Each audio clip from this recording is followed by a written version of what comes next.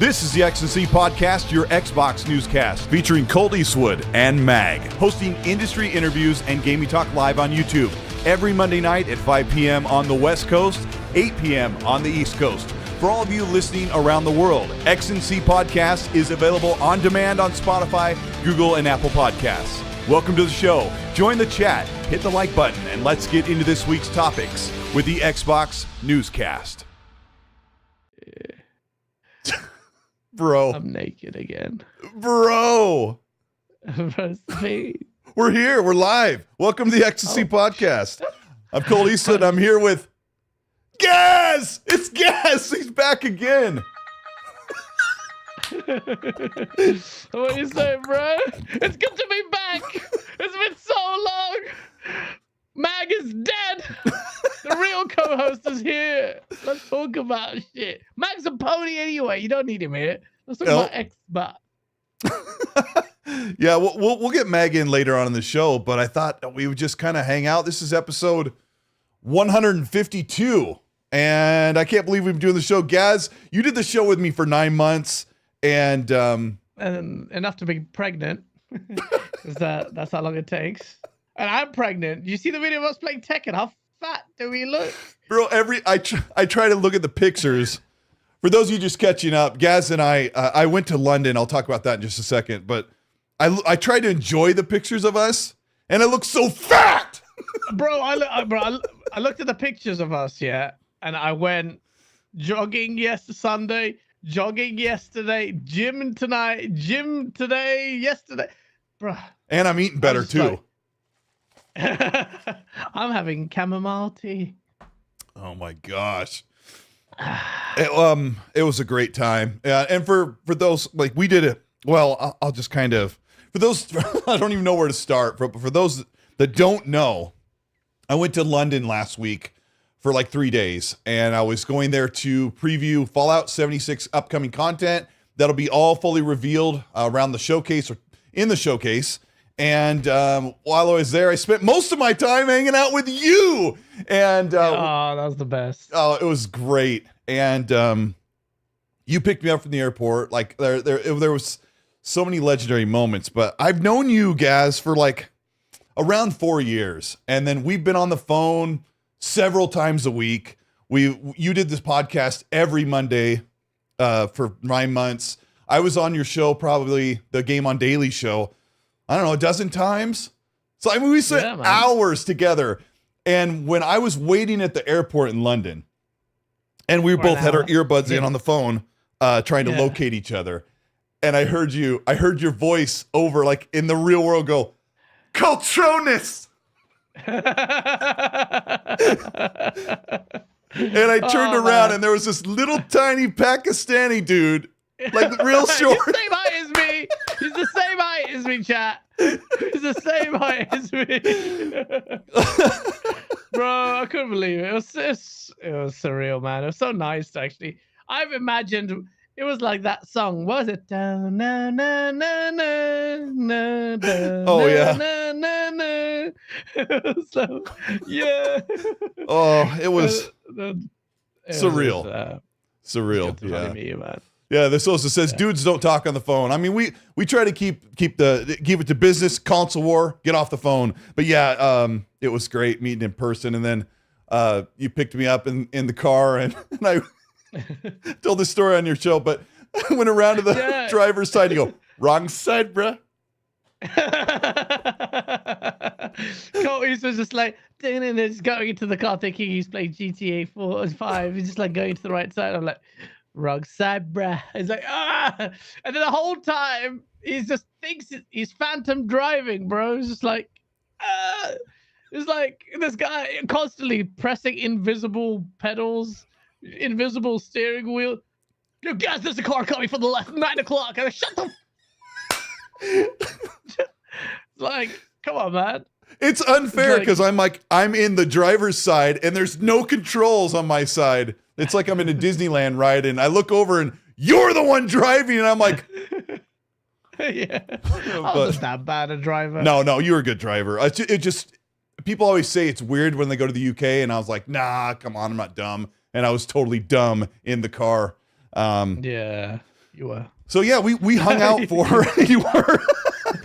So we hung out for like 9 hours straight, and we met up with the Darge Knight. If you guys know the Darge Knight from Gaming Arcadia, he's been on Game On Daily a bunch of times. He's part of the crew, and we just kind of hung out and just, I don't know, ate some food, walked around for ages and ages until my feet hurt. But it was a really good time. Then the next day, I had the preview for Fallout 76, and that was like 3 hours of my day. And then Gaz goes, Cole, I can't pick you up. I'm like slammed at work.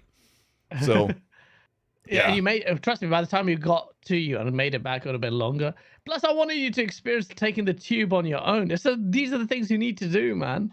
Yeah. You need to experience the tube. It's like, it was amazing. Guys, he goes, Cole, I'm going to need you to take the tube out to this location in London where I live. And I'm like, okay. And he goes, just make sure you take the purple line and take the one that goes south to this location. You're going to want to get off before this super British name. And I'm like, okay. And I walk down the stairs and I'm like, you guys go, do I go in here? Yeah. So no, but it worked out fine. Cool. And then, tell the good people where you took me for some good eats. Or what kind of... So we had a choice. All our friends met up, and then we were like, if we had more time, we'd have done some crazy shit. I'd have definitely taken you to a rave. Just want to see you at a rave and just your reaction to I took you to like Camden Town, which was cool, but I wanted to take you to we went into that. I could squeeze in. We went into that like that Cyberdog? Yeah, Cyberdog, and downstairs they had like a adults only section, and guys like, go ahead, Cole. Go down there. Yeah. Go down there. The adult section is all sex toys. And you can just... We should send a picture to freaking X-Ball. You get really jealous. It's like, I wish Cole put that inside me. Bro, that koala has been plastered all over socials this past week because... You posted a picture of us for the first time today. You're like, Gaz, this guy's a freaking loser, man. I'm like, this guy looks like the guy that shows up to like help you install your sprinkler system, and he's doing gaming content. He's like, well, you need to make sure you use the coupling and the pipe cement. Yeah. You're so jealous of us chilling out. Don't be a pony. Oh man, you post that picture of us like. The moment like we were met in real life, and he was like, so yeah, Gaz took me out with his buddies. So you guys probably know Sammy from his sauce videos, the guy that always wears the blonde wig, pony hat, and a blonde wig, hat. Yeah, or the pony, the pony thing, right? And you guys took me out for some real food, Indian food, like some Asian food. We gave you a choice: fish and chips or Indian food. And he said nope, Indian food. And we got that mango lassi and the biryani. Yeah. Man, you must have the story of you unloading it after the fact. after the full night when I got back to the hotel, it's just like thunk. Because everyone was like, "Oh, Colt's gonna have like massive diarrhea," but it was just like, just dropped like a potato sack. It was like boom, Concord. Yeah. We're gonna talk about that as well today. But the icing on the cake was Gaz said, you're gonna come to my house in the studio and we're gonna do live stream the state of play. And I've got a minute and a half playback I want to play for you, and we'll just let this roll here. Where is it at here? Oh, it was great. Hold on, it should be here, and I should have audio. Let me make sure. Yeah. So it starts here in a second, but this is the moment. You won't be able to hear it, guys, unless you watch the replay. Oh, okay. What's up, people? We are live! Oh, shit! Together, man! Together! Years in the making. Years in the making. What a legendary week it's been. I'm in London with Gaz, and we used to do this. Like, And I can touch his nipples. We were together. We were together. It was the real deal. We would do this every Monday, or on his show every Saturday whenever we could. We would do this like across the entire planet. I can't believe we're doing this like right now. Bro, man, it's been... it's been tough to make it, bro. Oh, shit. It's been so... Oh, man, I can't believe you're only here for like 2 days. Oh, man. You could have done so much. That was so I think sick. it's been enough. It's been just enough. It's been good. Yeah. Man, good times, Good, man. man. What's up, chat? We got 137 in the chat.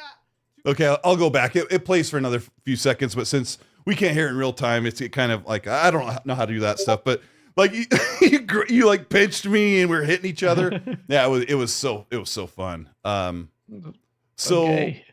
yeah, that's what we did. We did the show. We did it for a couple hours, and you're like, I got some creams. Because we loaded up on the Indian food, and then you door dashed, or what do you guys call it over there? Creaming?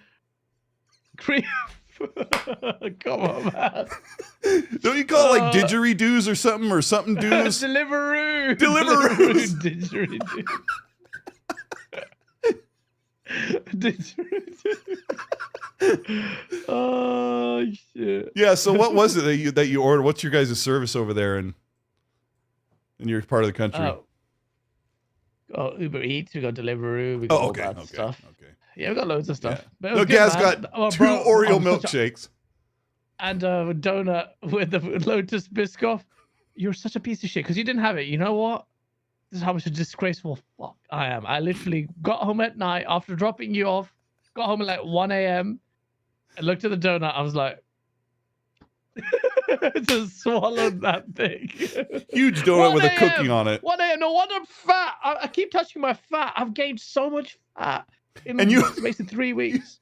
You told me Look at this. the next morning you set your alarm for 6:30 to go take a jog. Dude, I'm wearing all the canceled Xbox games on my shirt today. Oh yeah.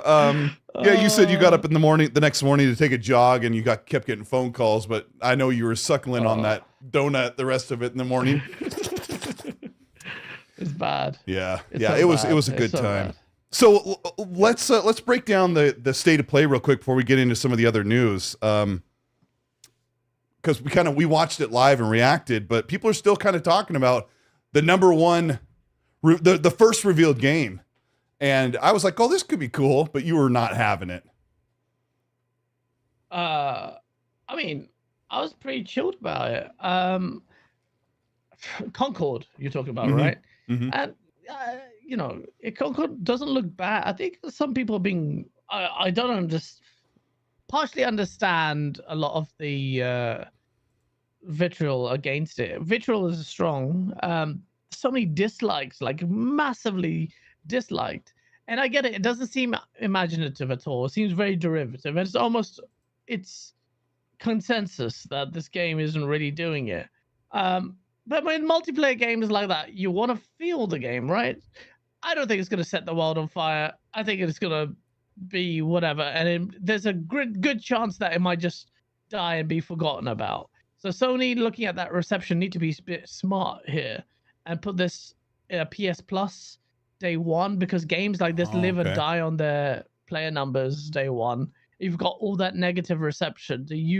What are you gonna do? You try and sell it for some middling sales, or for full price, 70 quid? Yeah, I was going to ask you that. Nah, man. Or just reduce it. Do you think sell it? I didn't think about this. The PS Plus. That's what I was going to ask you first. Do you think they'll put that thing free to play, or they'll charge? But I didn't even think about PS Plus day one like they did Phone Stars. They might want to, just like they did with Destruction All Stars. They changed tact on that. And this looks a lot better than whatever Destruction All Stars ended up being. But yeah, I think they need to reconsider what they do here. So that means, just get the numbers out there. Yeah. I got to give a shout out to Detective C's, who just gifted 20 channel memberships to Danny Passion, Gray Monad, good friends, Cerebral Assassin, Destructo, Chili Billy, Jedi Warrior, Kevin, JB 1521, Madarissimo, Sociological, Blame Gaming, Monzero J, Stargazer, Big Diddy, Capono 5150, Zach Riley, Crow, Derek Johnson, fuck you, Crafty Martin, G2 UK, Manny, and that. Oh, that's hi, that blue number, Holly. Yes, Detective C, thank you so much. Shout out to you, bro. Yaz and I have been talking to you a lot lately and kind of having fun with you on socials and talking back and forth. He's a good dude, right? He was in the chat the other night. Turned into pony. You turned full pony. Yeah. It didn't take much. It didn't take much. Did it, DC? You just switched, huh? Hey, he got some free stuff from PlayStation the other day. He's bought and sold now. He's a good dude. Good dude. He's always been a good dude. But why did you call him a pony the other day? Well, he goes on Crossfire and he ponies all day. He's a pony, bro. He's a full-on pony now. That's it. What do you do with friends like that? Do you just Tim Dog, Detective Seeds? Just get rid of him. Oh, how good was it when they started posting the blue sleeping Tim Dog picture after that state of trash was... Bro, yo, Tim, yeah, you made your bed, now sleep in it. We are gonna use that for the Source, and believe me, I got a special episode of the Source just dedicated to you. I'm so glad he's gone Team Blue because there's so much I can do with Tim Dog. I can do so much with Tim Dog. Bathana.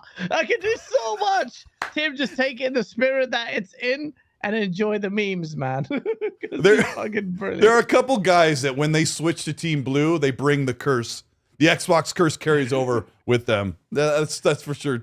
That's for sure. Shout out to Fonz in the chat. Look at Fonz in the chat. He Look says, at Paris in the chat. Gaz docked me in London. This old man Paris with his hemorrhoids stuck to his chair in this hotel room. I'm too tired. The traffic in London is bad. Oh no, I can't find my veins to inject some steroids that obviously take to make my muscles. What? How dare you accuse him of that? I talked to him at the Fallout event and I was like, I just powered through it. You know, I just got into London and just thought I won't sleep today and then I'll sleep tonight and I'll be good to go. He goes, oh, I took like an 8-hour nap at the hotel. He's like, yeah, man, you didn't get to see him very long. We were at that event together. We sat together and had some Blamco mac and cheese and hung out for a minute and some cool stuff to reveal for Fallout 76. People are going to be happy. I can't wait to talk about that. But yeah. So the state of play had some cool looking games that are basically multiplat. Like what? The only thing I can remember are the things we laughed our heads off on. What were like noteworthy reveals from state of play? There were some cool looking like Souls type games or Japanese. There's only one. That was Astrobot. Yeah. Well, actually, that's not fair. Astrobot saved what would have been. It was rated one of the worst, if not the worst, shows for PlayStation. I know it's not a showcase event, but in the absence of a showcase event, it basically becomes one because you haven't had something for ages, and then you have this show, a lot of hype behind it, and then it's just like, bleh. Astrobot is really good. It looks really, really good. The game looks like it could be a big, heavy hitter, another Game of the Year contender for PlayStation in the platformer stakes. And Team Did you see Jay Barry was begging for it to be $70? Our friend Jay Barry. Jay Barry just goggles that semen now. It's like I'm used to it. I'm used to Jay Barry doing it. The same guy that said block anyone that plays Call of Duty on Game Pass. I think he jokes a bit of it. There's a purposeful kind of trolling there, so I make fun of him. But wait, we're allowed to joke. Yeah, I know we're not allowed to joke because one of the games we did joke about was that stupid hentai picture game that you had to take with the little cat coming in with the little camera. Did you get some heat when we were making fun of that? Bro, I clipped that, I shared it. And they were so sensitive about that. Like, oh, I thought you wanted double A's to exist. I'm like, doesn't mean I'm not allowed to laugh at a game that looks so fun. And you know what? So many other people's, I watched their reactions here, like BG's reactions here, and they were like, what the hell is this on my screen? Good. And so it's just like, everyone is thinking the same thing we did. And the PlayStation guys love that. And today I'll be battling people, and every single time it's some idiot with a hentai anime picture or a banner or something, or a pillow. Like, and I like anime, but you guys are weird. You guys are weird. It's like, That was the highlight for us. You know how we both burst out laughing the moment that Cat came on screen as well. Oh, I mean, last year they got Pirates of the Caribbean. I made the joke for the show. Yeah. But we know as Xbox fans, we've had the Bambi Deer Simulator where it's hitting the vending machine. We've had those games like a lot. Oh, shout out to the chat. Shout out to Fonz Gaming who says Wu-Tam Clam. I think that was my last show where I couldn't pronounce Wu-Tang Clan on my last video. Clam. And I'm like, the upcoming Wu-Tam Clam, Wu-Tang Claim, Clammy Clam. And my wife walks in and she's like, what are you doing? I go, I'm trying to say Wu-Tang Clan. And she's like, Wu-Tang Clan over and over. I'm like, okay. So I turn on the mic, Wu-Tang Clam. Yeah, over and over. Yeah. It just got worse and worse. Yeah, so Rubbing my belly. Sorry. I'm really just gyrating it. Crazy. Let's see, we got a Maybe it's a good thing I didn't meet Fonz. Fonz be like, who's this fat lard of shit? Well, I'll tell you what, I am learning we are all very, very short because Fonz is like about the same height. 5'8" is not short. Yeah. 5'8" is average height. Come on, man. Come on, man. What are you doing there? Gaz is like, I'm 5'9" when I'm wearing my slippers. Giuseppe's. Giuseppe's. Giuseppe, Planet Wolf has been a Giuseppe's channel height, member for 8 months. Says, Gaz, you sexy beast. Shout out to you, man. Who's that? I gotta say, Gaz, when I first met you, I expected a little bit of cologne. I gave you the hug, and I'm like, he smells good. I'm not a cologne wearing guy, but I'm like, he smells good. He looks good. The typical Asian. You're like, gotta go meet Colt. Tom Ford. Gotta smell nice. Tuscan leather. It's okay. I know it. When I took the picture of your studio, my daughter like looked at the picture, she goes, Tuscan leather. I'm like, I think that's his cologne. Either that or it's lube. Both, in my case. Multi-purpose. Shab's Inevitable, thank you so much for the £5 super. Says Kupo. Kupo is a reference to Final Fantasy. Shabs always spams that because Asa hates Kupos in Final Fantasy, but Asa hates life. So I mean, Asa is on the Ready Player One treadmill daily.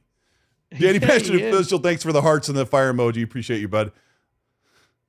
We got one from Hargeet Chani, guys.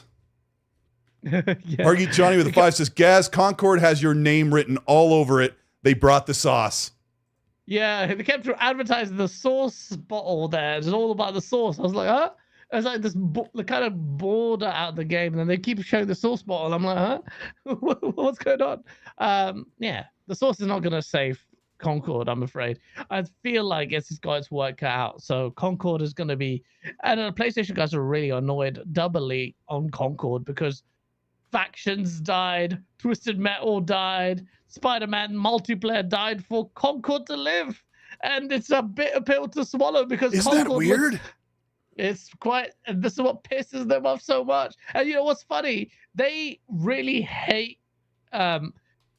There's a lot of animosity towards Overwatch because Overwatch beat Uncharted for the Game of the Year.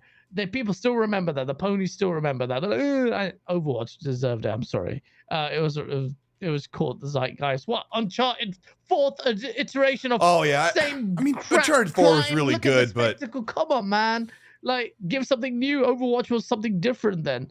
And I would have given Horizon 3. Forza Horizon 3 was so good. I was like drowning in that game in 2016. I put up a poll. How tall are you? Like closest to the measurement are you? We'll just kind of get a gauge to see how much of how dwarven most of us are. I have a feeling most of us are around the same height. Everyone's gonna lie on this. Oh, well, they can lie if they want, but I have a feeling that's why I've never met Zocker in real life. Fonz and I have a theory that Zocker won't meet us in real life because he claims to be like 6'4", and he's going to be like, not my ox. Oh shit, Zoka's tall, man. Which is that's a shout out to Hargeet Chani, who is a bit shorter than me, and he just has like a huge battle axe when I meet him every time we meet up. So yeah. They're putting it in centimeters. So Huggy looks like the guy from Lord of the Rings. What was that guy's name? Gimli. Yeah. Oh, is it the Sikh version of Gimli? Yeah. Yeah, shut. We must get deliver the ring, bastard! My favorite is the meme of the son of Hargeet Chani. The little son meme we make. Good morning, bastard! I love that. Red Wolf, thank you so much for the channel chat. He says, Woo Tam Clang. So glad to see you guys together again. It brings tears to my eyes. This takes me back when Colt repeated supers because, ADD. Now, Red loves that moment when you and I were doing the show, Gaz, and I read a super like 3 times. Well, the third time I did it on purpose. And you were like, you ADD mother. You already read that one. So, anyway. Shout out to Red Wolf.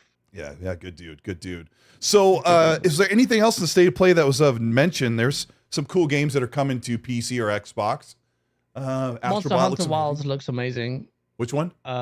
Monster Hunter Wilds. Oh yeah, it does, doesn't it? That looks amazing, man.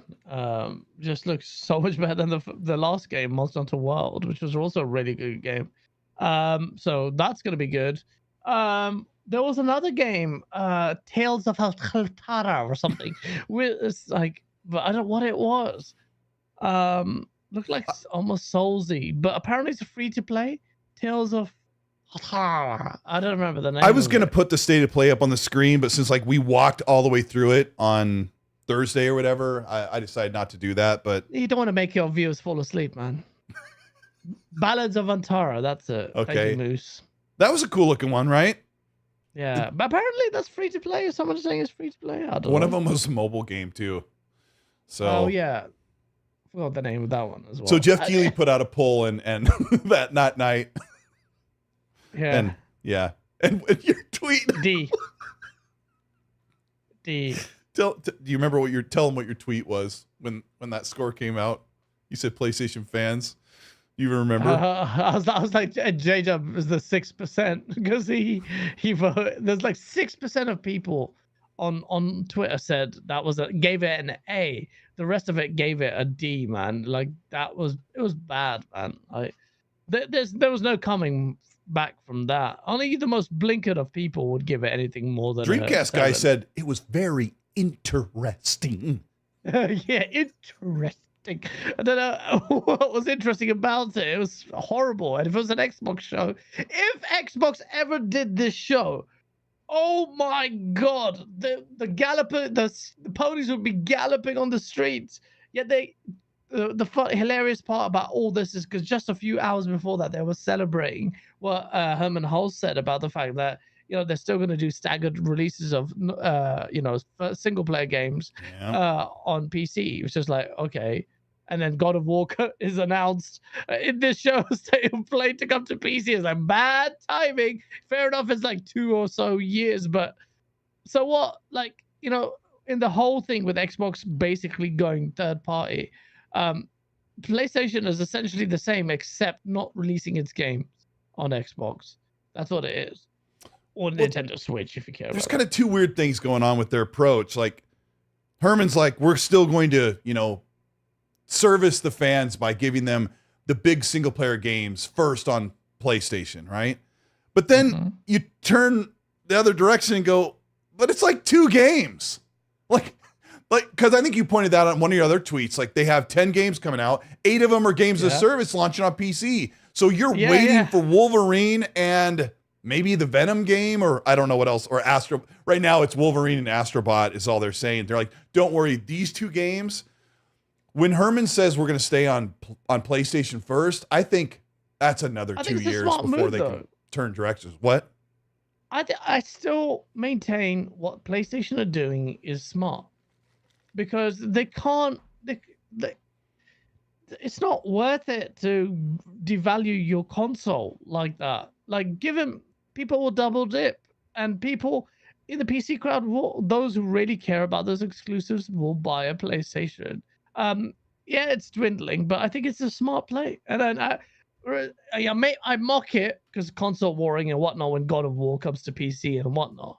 But I do like their strategy. I've always said their strategy makes sense. And this is why I really hate Xbox doing their third party. because PC I Yeah. didn't like it. I didn't like it. PC support day one. I think that was like that. But devalued the PlayStation box. is still selling their consoles faster than anyone, and they're But they're that's making for a profit now. on them. Xbox is Yeah, doing because they're neither doing of what those. they're doing. Yeah, because Xbox is because of what Xbox did.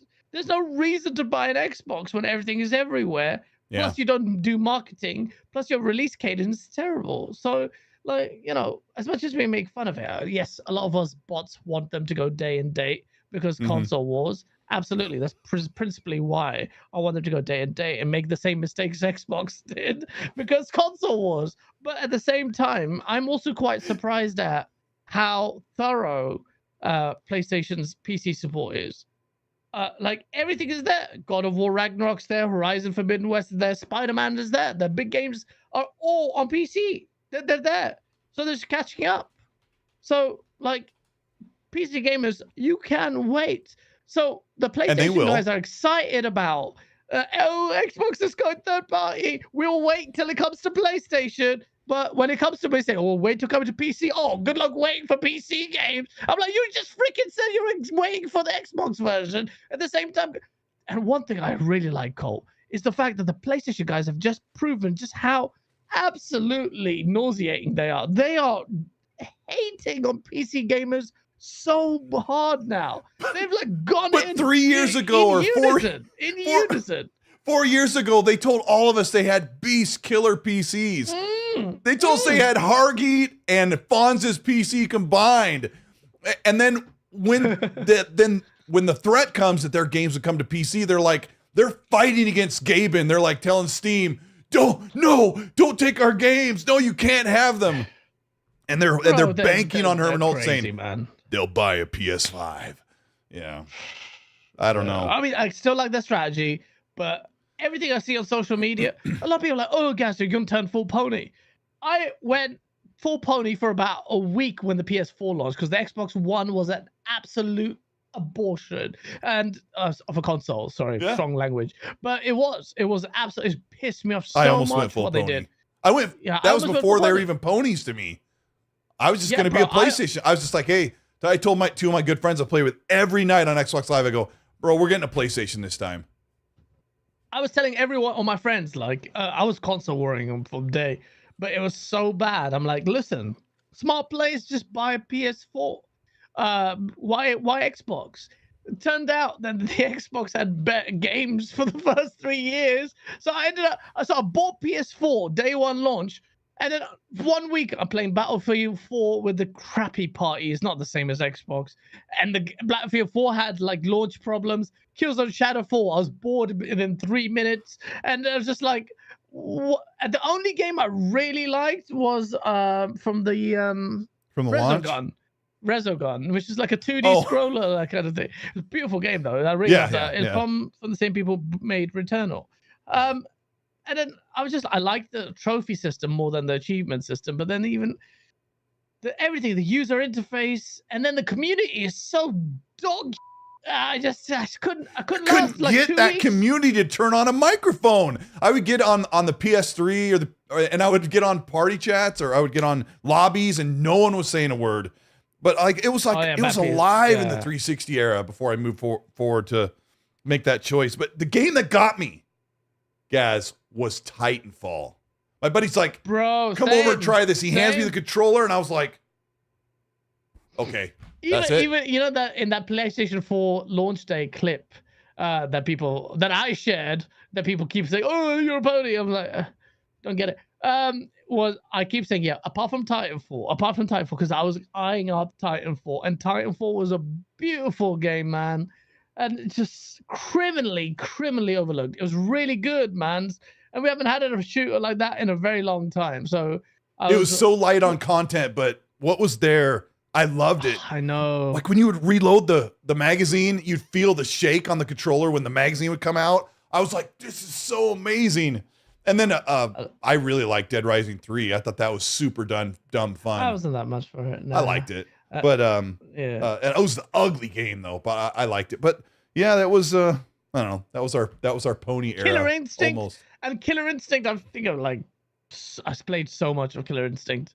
I loved Killer Instinct, man. And but then there was a glitch that I had a high rank reset. I was like, huh?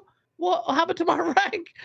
So annoying. But the best netcode I had ever experienced in a fighter since till then. Why didn't you go easy on me on Tekken 8 when we were in that store in Camden?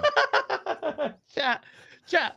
All I did today was share a clip of me and Colt playing Tekken, and you just a bunch of freaking losers, bro. One guy goes, "This is the face of Xbox community. 2 of these guys have assists on.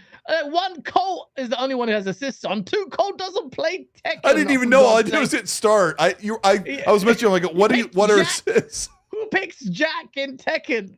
Knowingly, no one picks Jack. He picked Jack. We played 1 match. It was 3. There was 3 fights till you won all 3, and that was it, right?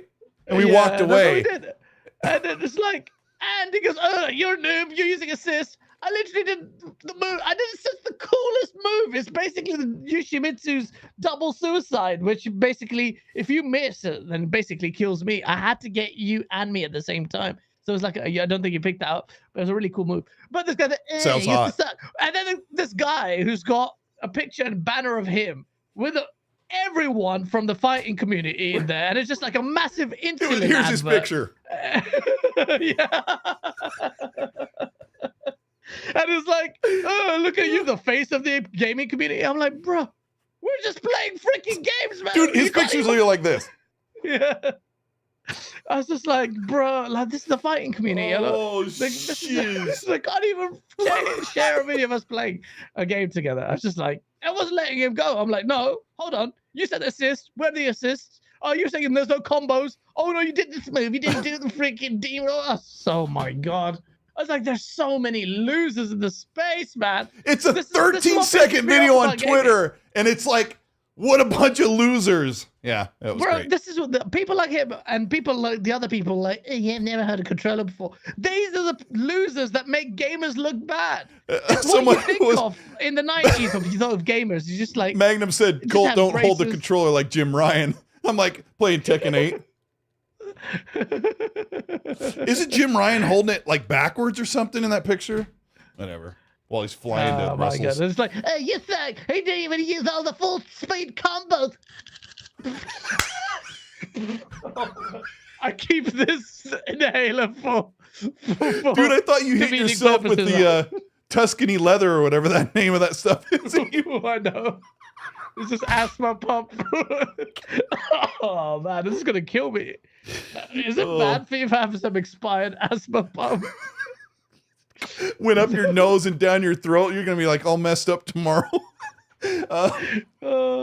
My dad came over once and he was just like, "What? Why do you have an asthma pump?" I'm like, "Dad, it's for videos." He thought I was addicted to them. Like he's like, "You don't have asthma." Like you're a character from Cyberpunk. Cyberpunk getting some health back. Oh, don't ever let your dad in that studio. Why are there 2 Oreo shakes, a half-eaten donut, and some lube? Oh, it looks like a crime scene here, man. What the Oh, man. But, you know, shout out to Tom Warren in the chat. He says Tekken noobs. I don't play Tekken. So, like, when I picked it up, it was like, I just started doing whatever I knew from Killer Instinct. I tried some combos, and I got you on a couple shots, but then you, whatever.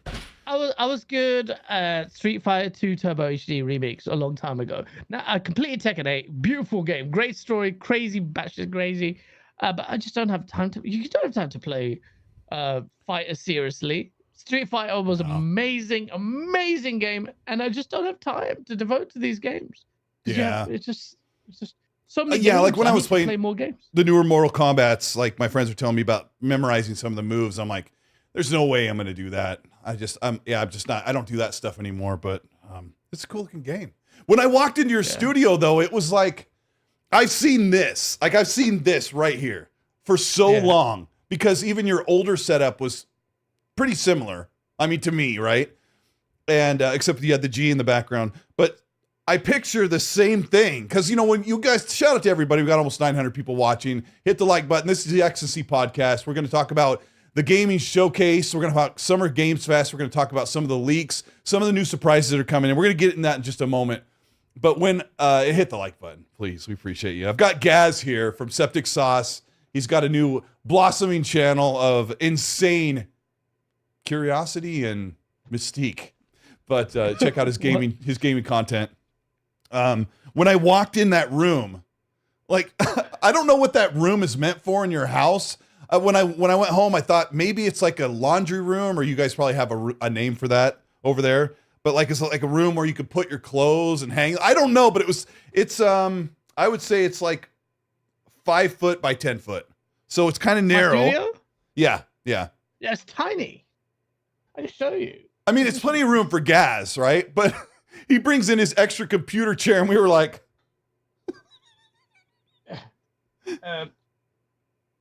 "Hey, look, there's me." Yeah. And then there's my TV, just this big OLED staring at me in the face. I can lose my eyesight. And he's got like the black light bulb at the top, so it looks like you're walking into a sex dungeon made for playing video games. But yeah, I walked in, it was like walking into like a portal. It was like I walked into the fourth dimension behind the camera, and I got to like when I sat down and you were ready to go live, I actually got nervous. And we've been in front of hundreds of people at a time, but like we were really there. It was amazing. So yeah. Yeah, that's man, it was amazing. Like just to have you sit there was so weird. Just to have it here. I'm looking to build a really cool studio. A proper one. Like I think, but I don't want to say too much. It's kind of possibly not in your home, you're thinking, huh? Yeah. Yeah, the Darge Knights in the chat. Sit down, Paris. Oh, shit. Kind of funny. Sucks. He's left now. Damn it. No, that makes no sense. The Darge Knights in the chat. Hopefully he's still here. Thank you so much for the 10 pound super. He says, "Oh, WYH, is there no? Oh, why the heck is there no 6'3" option? Poor from you. Have a good show, lads. Great seeing you both." Yeah, Darge is 6'3". I went across the road to see him in real life, and Gaz took a picture. Darge picked me up and like scooped me up. And Gaz got a picture of me, and you can see my little bald spot and everything. It's cute. I liked it. It was amazing meeting you, man. It was great, man. So shout out to Darge. We got Smoke Show. Thank you so much for the Canadian $2. Says prayers to all the koalas watching this. Yeah. Just jealously. Damn it, why can't I be their friend? Oh man, those dad shorts are just. He's got a picture of him holding the Series X, and he's like, "I think I'll go ahead and clean the gutters. It's a good Saturday morning." Those are the vibes he gives, definitely. Bro, and I wouldn't say something like that, but he's talked so much shiz. He's tried to drag every tweet of mine in videos. If his content was good, then I would be giving him some slack, but I can't even respect him on that level. So it's like, he's like, Xbox is here, PlayStation's here. Well, I promise we'll get into gaming news. We're just having a little fun. Yeah. Nerds and Other Legends, thanks for the 10. Says, in my opinion, Sony does a lot of posturing. PlayStation impacts Sony's bottom line more than Xbox impacts Microsoft. So they are way more careful about what they say and walk on eggshells for things like PC day and date. Nerds, I agree. They walk on eggshells for their fans for sure. But I don't know. Gaz, what do you think about the bottom line impacting their parent company? I think they're both kind of iffy. It's kind of dicey. What do you think? I mean, you've got dwindling profits from PlayStation. Their profits getting less, but their metrics are really good. PlayStation is still doing quite well. There are serious challenges for all players in the space, particularly with the COVID boom. Seems to have skewed a lot of people's views about the performance of gaming, the gaming sector generally. So a lot of people got bullish on gaming a bit prematurely. But Sony are fine. Sony has some challenges, but if I was Sony, I would be a lot more relaxed. Do you know why? It's because of Xbox. Xbox doesn't have that fight in it like it would. If Xbox was serious and really and had a brain, I'll be honest with you, if it had any real insight and to withstand the current and really just trying to leverage the value proposition of its platform and not do this BS third-party stuff, which it is, believe me, it is, then Sony would be in real trouble, And Sony actually, when it turned out about, supporting Sea of Thieves and stuff like that, Sony's teams were really like proactive and really helpful in getting Microsoft to get that to work. Because Sony recognized that irrespective of Microsoft's tendency to completely shoot itself in the foot in the gaming space, they cannot take the mick with having a player like Microsoft become serious or led by a leader or a team that really is ferocious. If that ever happens, Sony's in serious trouble. Don't think it's going to happen. So if I was Sony, I'd be a little bit more relaxed. It just requires a revision of what budgets, how they manage their budgets, what kind of games they deliver. They're definitely focusing on gas. This is why I was saying the future that PlayStation games like, they won't really, if they're being honest with themselves, I don't think they will like the future of the way the gaming industry is going, or where PlayStation is going. It's not a gaming industry thing. It's more they have this very stilted, narrow idea of what PlayStation needs to do, which will change because it's all based on a narrative that's based on being acrimonious towards Xbox and what Xbox did. But Sony's copying they Microsoft's definitely care. playbook. Oh, they definitely do because of and it's because of animosity against Xbox, which fuels so much of that statements we saw with Helldivers 2, how they just lapped multiplayer and how PC carried that forward. So, these are conversations that they would have. PlayStation, I'm not overly worried about. I think the whole, King David, there's no PS6 is going nonsense. No. It definitely will happen. I know he's joking about, hopefully. But, this PlayStation is going to be fine. And with Microsoft really not being able to sharpen its teeth when it comes to competition, I think PlayStation will be more relaxed, which is not great news for gamers, in my opinion. I think when you say the troubles that PlayStation have are mostly down to razor thin margins for profits. They should be making a lot more money. And when you talk about games as a service, those are actually less risk taking having those games as a service because they typically cost less to make. When they make a big single player game, they really have to have expectations of how those sell. So PlayStation is sort of doing the right thing by pushing forward and hoping you strike lightning in a bottle like Helldivers with games as a service. Yeah. But Xbox's problem is they just haven't had enough games to actually keep people buying the console. And I always round it that it really came to this generation. They've had so few great games and such a long space between them that it slows down any momentum for growing Game Pass or selling Xbox consoles. And so we're just ticked off that they didn't just hold out and wait with now ABK and Bethesda fully ready to go, and then Xbox Studios ready to have their games out, and you didn't even try. But it must be so bad because Xbox is losing money on the consoles too. No one's buying them like they should. It's just terrible. And I really put it down to the leadership. I really do. Because if you had any idea of how to market this thing, I'm not a marketeer and all of those things. I'm not saying it's easy, but you're Microsoft and you are failing in my advertising. Look, you were here for 2 days.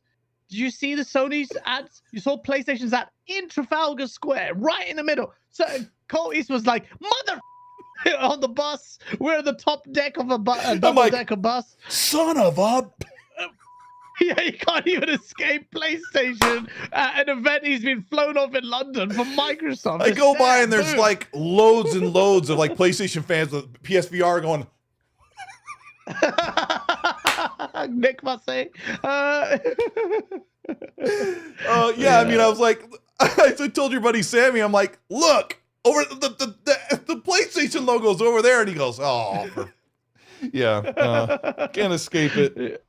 Yeah, so Microsoft is just badly handled, and I point squarely at the leadership. It has the capacity to really change the game, shock the system, and make PlayStation really uncomfortable. But Microsoft just wants to just sleep with PlayStation now. Here's the worst part. PlayStation has a full calendar year where they don't have anything big except for Astrobot, right? And Phil's gonna float them some games. in their worst down low. They're finally like COVID has finally affected their output from first party. It feels like we got you. We got some games The for you. rumors are suggesting that Halo and Gears collection is coming to PlayStation. This is horrible. Yeah, and we'll talk about that. I think it might not be as soon as people think, but yeah, I mean, it's just the whole prospect of like, I don't know how Microsoft expects to grow Game Pass when the zeitgeist believes, oh, it's coming to PlayStation. I don't need to get it. I don't need to get Stupid. Game Pass or console. We got Rodrigo Ballum. Thank you so much for the $2 Ruple, I think it is. God of War always kept me on PlayStation, man. Yeah. It's one of the reasons why I bought the PS4. Spider-Man and God of War. Danny Passion Official, thank you so much for the $2. Says, Gaz, play Tekken 8 with me. I can avenge Colt. I'm sure you can. I'm not what you used to be, that's for sure. And he'd have to beat you like 3 times to avenge how bad you beat me in that game. with our big bellies. I'm like holding the controller on my big belly. God. I'm going to blame Darja's camera. Like he had a lens that makes us look short and fat. Oh, but remember that picture of me touching your belly? You're pregnant. In front of Big Ben. Yeah. Yep. KJ Wars 85. Thank you so much for gifting 5 channel memberships. That's probably too late for me to. KJ Wars, There bro. it is. Preston J. Dunn, Jackie Estacado, Desmond, and Lotus Esprit. It's good to see you all here. We really appreciate you. Hit the like button. We've got 950 plus watching the show. This is the XC podcast. We're getting into the news. Let me grab one more. RDX Son of Fett says, thank you so much for the $7 Canadian. He says, Gaz, I miss you. And RDX, why is Colt's new co-host say you were driving out the industry and disses you a lot? What's that about? I don't get that. I think he's joking. Yeah, man. No, Gaz wasn't driven out in the industry, but the industry does I am hate the you. industry. You can never get rid of me. Phil Spencer, if you're watching this, suck my. There you go. I'm still here. I always dream about the day, and I think we can get you to LA next year. Like maybe you'll decide you want to do it. But I will wait for you to walk up to Phil Spencer. And he's like, oh, fuck. I'm not gonna be like, yo, what's up, man? You're just gonna grab my shirt and go, why are you putting him on PlayStation? Oh, bro, I will do a skit, just like literally like ransack him. Well, you did. You tried to get Aaron Greenberg to punch you with the pony hat, with the pony mask you on. Would do it. You would do it. Gaz calls me from Germany. He's like, I just tried to get Aaron Greenberg to punch me while I'm wearing the pony mask. I'm like, Gaz! Did he do it? Oh, shit. The median age just increased tremendously. This mother... Back. It says chilling on your profile. Oh, shiz. Hold on. Yeah, what is that? How to get rid of that? Oh, man. Wait. Okay, let me make sure. Hold on. I figured this might happen. You better chill.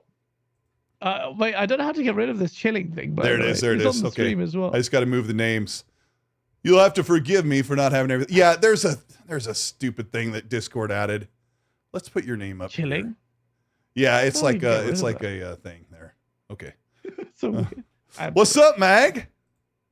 Good evening, Hi. gentlemen. How is everybody doing? Hi, Gaz. How are you, buddy? It says I'm mad. It's nice apparently. to actually. Yeah, I'm I'm fixing it. I'm fixing it. Oh, Yeah. really? It says Gaz for me. Yeah. Yeah. I'm Turning my ring light down. What were we talking about before Mag jumped in? Someone just mentioned you in a super chat, Mag, and said, why are you telling everybody that Gaz is driven out of the industry? Because it's fact. Well, you know what? Wait a minute. Are we live right now? You're You live, guys are bro. recording? Yeah. What? I was about to drop like 6 F-bombs in a row, and then I just realized I'm like, wait a minute. I can't remember what we were talking about. I totally got derailed, but we were talking about state of play and stuff. We were kind of making fun of Phil for putting everything on PlayStation. So, Mag, did you hear that Avalanche closed 2 studios, got rid of 9% of their people today? Which is 9 people in total. Yeah, I don't hold know. How many people? Oh, Hold on. Mike's gone. Why? What? Right when I get everything like up and running, he's probably going to rejoin here. Hold on. I'm trying to figure out like where's all this? I'll go back to the duo and then I gotta hit this button. All right.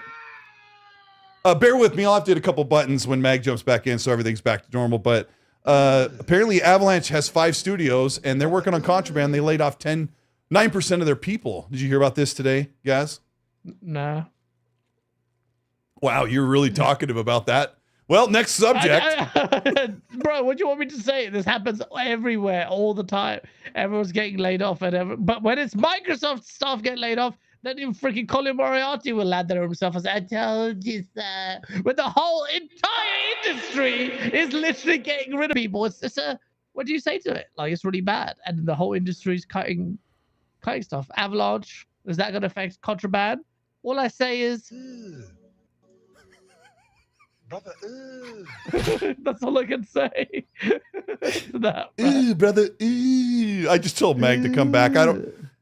I was trying to tell him about when to come on, and it was right now. I told him to come on at the top of the first hour to kind of join with Gaz and I for the last hour that you'd be here. And he's probably like, "Oops, I came in early," and I said, "Come back." So I know people are. Well, I'll just address get straight to the point that people are probably worried about contraband, and all I've heard, and that's why I wanted Mag here to make sure he didn't. Well, I mean, I wanted him here for more than one reason, but he knows a lot about contraband, and last I've heard, everything's fine with contraband, and they have 5 studios, so they lost 50 people. So I would say it's not the end of the world for the game, but it freaking sucks that these layoffs are happening to everybody. Sucks, man. Oh, he said I got knocked off the stream. I'll rejoin. Okay. Yeah, it sucks, man. It just sucks. I actually genuinely feel sorry for him. Like, you have to just take, like, there's a lot of people lost their job, but it happens so much, you almost get desensitized to it. It's bad, man. Gosh, I would. Tom Morris says, "What's getting Shadowdrop, lads?" Xbox Era was reporting about a Shadowdrop game, and that some people are thinking that it's going to be Towerborn.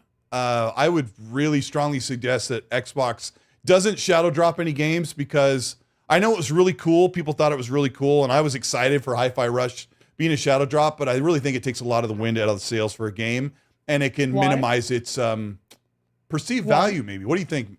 What do you think on that one, guys? It's not like Microsoft markets its games anyway. It's a shadow drop. It essentially shadow drops them anyway. Hellblade, the sales are crap. Why? Because Microsoft barely advertised them. Oh, but they had a whole big marketing reel that they were going to do, and it ran all of 6 days before the game came out. Yeah, stupid, man. And Xbox, like, don't tell anyone you're playing Hellblade early until like 3 days before embargo. It's like, what are you guys doing? Like, don't you want people talking about your game? I don't care if it's Redfall. People need to be talking about your game before it comes out.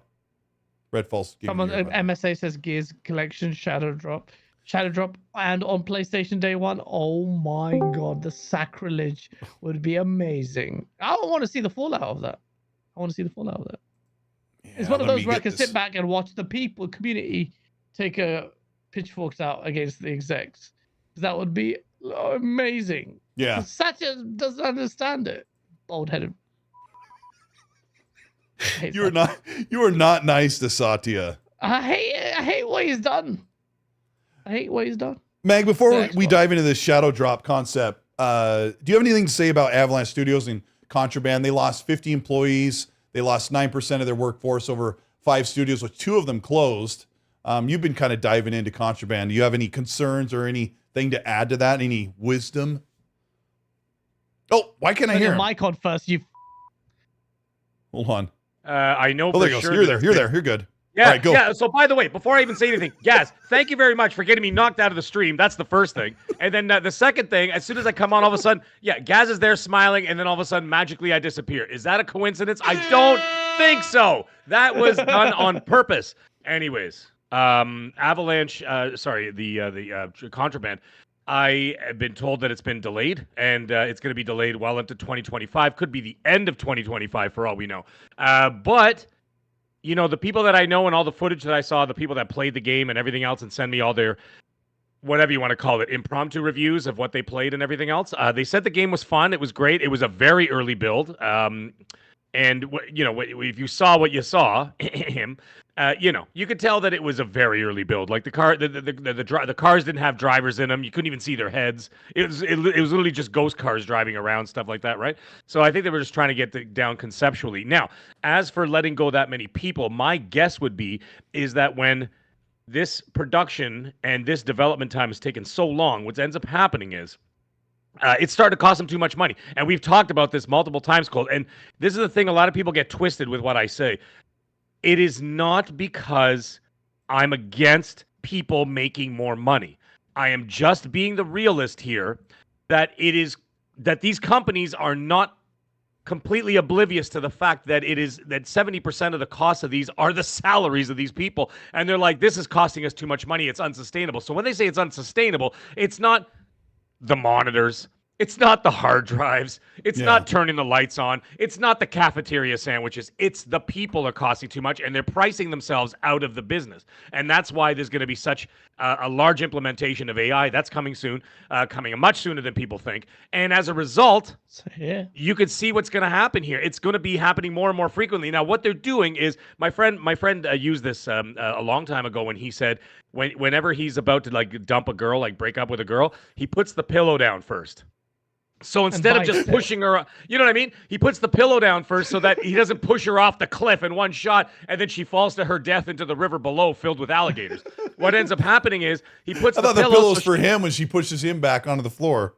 No, Sorry. so that when he pushes her off the cliff, she hits the pillow first, and then she gently rolls down the hill like one little hill at a time, and then eventually falls into the pit of alligators. But the point is, in other words, if you're going to be in a relationship with Mag, be forewarned. Well, are you kidding me? My wife, she'll kill me. she's Irish, She's Scottish. the one putting the pillows down right now. Yeah, no kidding. She already got the pillows Mag's down. biting down on them. Yeah, and an ice pick next to her under the bed pillow. Thank you, Gaz. So here's the thing. Oh my God. So this is what they're doing. The reason why I brought that up is because what's happening in the industry is they are slowly but surely letting people go 1% at a time, 5% at a time, 6% at a time, 8%. And then all of a sudden you're going to wake up one day and look around at 343 and go, how come there's 7 people here? Oh, no. You You're won't not saying notice. what I think you're going to say. You don't notice, Colt. That's why people aren't paying attention when it's small numbers. It's slipping under the radar. Yeah. And slowly but surely, the next thing, I'm just exaggerating about 343, but I'm just making it as an example of that's what's going to happen. You see what I'm saying? PR Like management. Yes. You're right. Like, and we're already desensitized to it. Like, you can hear it tomorrow. Like 50, 100. It's happening. It's happening in many different ways as well, like from letting the studio have its independence. Choice for Bob. You know, that kind of stuff. So yeah, you're right. Like it is just also a lot of managing the PR behind it all, because it's a sensitive thing, and the industry is still quite small. Developers talk to each other, you know. So it's just you're right. Mag's right. Is Moose one in the chat. You better calm down, okay? I gave the Sony showcase a 6 out of 10. Too high. Yeah. Hey man, there was some good stuff there. It's just not for me. That's all. And Silent Hill did not look good. There's only one game I care about in opinion because everybody thinks Astrobot looks awesome. But what was your impression of Concord and what are you expecting? Listen, the gameplay wise, it looked sound. It looked like solid gameplay, just not my thing. I'm not an arena shooter. I'm not a hero shooter. I'm not a 5-on-5. It's not my thing. You know what I mean? Like when I play multiplayer, I prefer Call of Duty, and really I don't really delve into the other. I don't play Destiny. I know that Destin Legary was talking about, like he did a whole show about it. And he was talking about it. Well, first of all, a group of key devs from Bungie left Bungie to go work with these guys to make this game, right? And so like he was doing the comparisons, like, well, you could see this move is clearly a Destiny move, and this is a Destiny thing, and that's a Destiny thing. So a lot of the DNA of Destiny is in this game. I don't play Destiny, so don't make a difference either. So to me, that's a I'm not playing it at all. Even if they gave it away for free, I'm not going to play it because that's my next question. Is it free to play, or Gaz says it's probably PS Plus day one? What do you think? No, sure. I'm saying that's what they need to do. I'm not saying that's where it's going to go. I think it will be, though. I think based on the reception and the fact that it got ratioed to hell, I think it will be. What was the ratio on it, Mag? Oh, it's brutal. It's like 3-to-1 negatives over positive, right? So the downvotes are, as the last time I checked, was 3 times more than the upvotes. So it's been ratioed 3 times over. Actually, what's funny is people were talking about Silent Hill being so brutal looking or whatever, right? And you know, the fact that what James's wife, she's got a more square jaw than the whole offensive line of the Buffalo Bills. Like, I mean, like I don't understand. You know, never mind that. Bro, Concord was that ratioed- screenshot was like, Oh yeah, dude. That she had Starfield eyes. Yeah. She looked She's like got Mulder Starfield from eyes. X-Files. she got Hello. Betty Davis eyes. Yeah. Hello, galaxy traveler. Do you want to go with us on a space trip over yonder? Sorry. Just Anyways. weird that they've been waiting for so long for Silent Hill, and it's like kind of real creepy Dude. graphics. Real creepy. Why did they give it to, like, I'm just gonna say it. Like, you know, Sony, I've said this before, Sony's been so careful with who they make third-party deals with, because usually what ends up happening is they make these third-party deals, and then what they do is that they sort of, you know, they make a quality game or whatever else, and then they court them for another game, and then the next thing you know, they're in bed with Sony, right? Like all of a sudden they're like, oh, how do we get here? And all of a sudden Sony acquires them and they become a studio, you know, like Insomniac and everything else, bunch of studios. But why Bloober? Like Bloober, they got Bloobered. Medium didn't do well. Friday the 13th didn't do well, and then you get Silent Hill to Bloober. I thought, hey, maybe this is a chance. Blair Witch. Oh, Blair Witch as well. No, it was Blair Yeah. Witch. Yeah, sorry, not Friday. No, the Friday 13th. the 13th was that was the other guys. Sorry, the other guys. That narrows it down. Yes. So it was those two games were like mid at best, and then all of a sudden you gave such an important IP to them of all people. I don't know, man. That's a big mistake. Anyways, either way, I'm not interested either, because I mean, the way it looks now, I mean, how much could you fix this between now and October? Right. You know what I mean? I I don't know. What do you think, Gas? Yeah. That's the thing. I think it's a little bit too late for that. You should fundamentally change the game. It really is. If you have to have some real hard conversations about Concord, like I was saying before you came on, the player numbers will determine the health of this game. If this game is just awesome player, because the PC crowd could potentially carry it. You've seen copycat games do well, like Paladins, or was it? That's an Overwatch clone. The thing. Yeah, like Paladins. That. Yeah. You can if you can hook just the right number of people to then have hope, presumably an aggressive content strategy, because that's how these games survive. But the monetization and Game Pass, not Game Pass, what's it called, season passes. Then you can do really well with it. But the game has a very tough time ahead of itself. And we have a June or July beta that will answer a lot of our questions of whether or not this game has the legs, the ability to stand, the chance of even surviving for an appreciable amount of time. We'll see. I'm not writing it off, but I'm not either. I do kind of feel sorry for the devs, because it's not like they delivered a bad game, but they delivered a game that has no real identity. And I don't know how it got greenlit in the sea of so many cancellations like Factions 2. So it is what it is. Maybe they just didn't expect a lot from it. Maybe it was a kind of a write-off in a way. Like, I mean, they just like, maybe, okay, they focused on it. Sorry, go ahead, Colt. No, I was... No, but Huggy was saying the same thing, actually. Oh, did he? Said it's part of the Jim Ryan strategy of, whatever shit sticks, throw these 10 games and one of them will survive. Maybe it seems like that, because why else would it get greenlit? So yeah. Well, you know what? This will be 2 weeks in a row that I have Magnum in the chat talking smack about me, and I'm going to crush his ass yet again. Silent Hill. This is from Magnum Scumbag. Silent Hill has never been a big IP. Stop the cap, Mag. First of all, it's Mag with a capital M. All right. Ask your mother. Anyways, here's the thing. They've only had 8 games. They only had 8 games. They're producing a television show, and they've had 2 Hollywood movies. But no, it's not a big IP at all. No, it's just a tiny little independent thing. But yes, carry on with the nonsense. Carry on, Colteastwood. We may continue the show now. Magnum, you've got 7 days to come up with some more crap for next Monday. Thank you. I was just gonna say, like, maybe the combat doesn't look incredible and the graphics don't look great, but maybe it just really captures that Silent Hill feeling, and people like give it a good solid 8.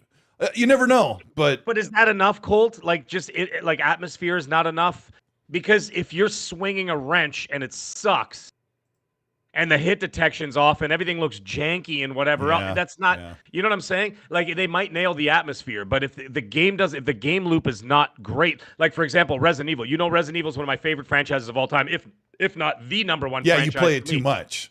I play all of them, and I 1,000 out of 1,000 them on Xbox, and now I'm going back and I'm getting platinums on all of them on the PlayStation because I just can't stop playing them. The gameplay loop is phenomenal. The movement, never mind the tank controls from the 90s. I'm talking about now. Sure. The movement is outstanding. The gameplay is outstanding. The gunplay is outstanding. The accuracy visuals. is outstanding. The visuals, everything about it. So never mind the atmosphere, the story, and whatever else. It's the gameplay loop that keeps people coming back, and you're just addicted to it. Like I play the game like 6-7 runs in a row, trying to get that 1,000 or that platinum or whatever I'm doing, and you just can't stop because the gameplay is great. If this gameplay is weak, which it looks weak, and then that's it, and then Colt leaves the show. If the gameplay is weak, it doesn't matter how great the atmosphere is. If you still got those, the nurses running around and ooh, it's spooky and this and that, but if it plays like crap, it plays like crap. So we're gonna have to wait and see, man. But right now, my thoughts are I am not excited at all. I am more focused on other things this fall. Skill at Will in the chat says, remember, an 8 out of 10 is still considered mid these days. I don't really care about Silent Hill like some of you guys may care, but I did want to give people a chance to at least say their piece about it. I thought I'd break the ice while we're here on the show.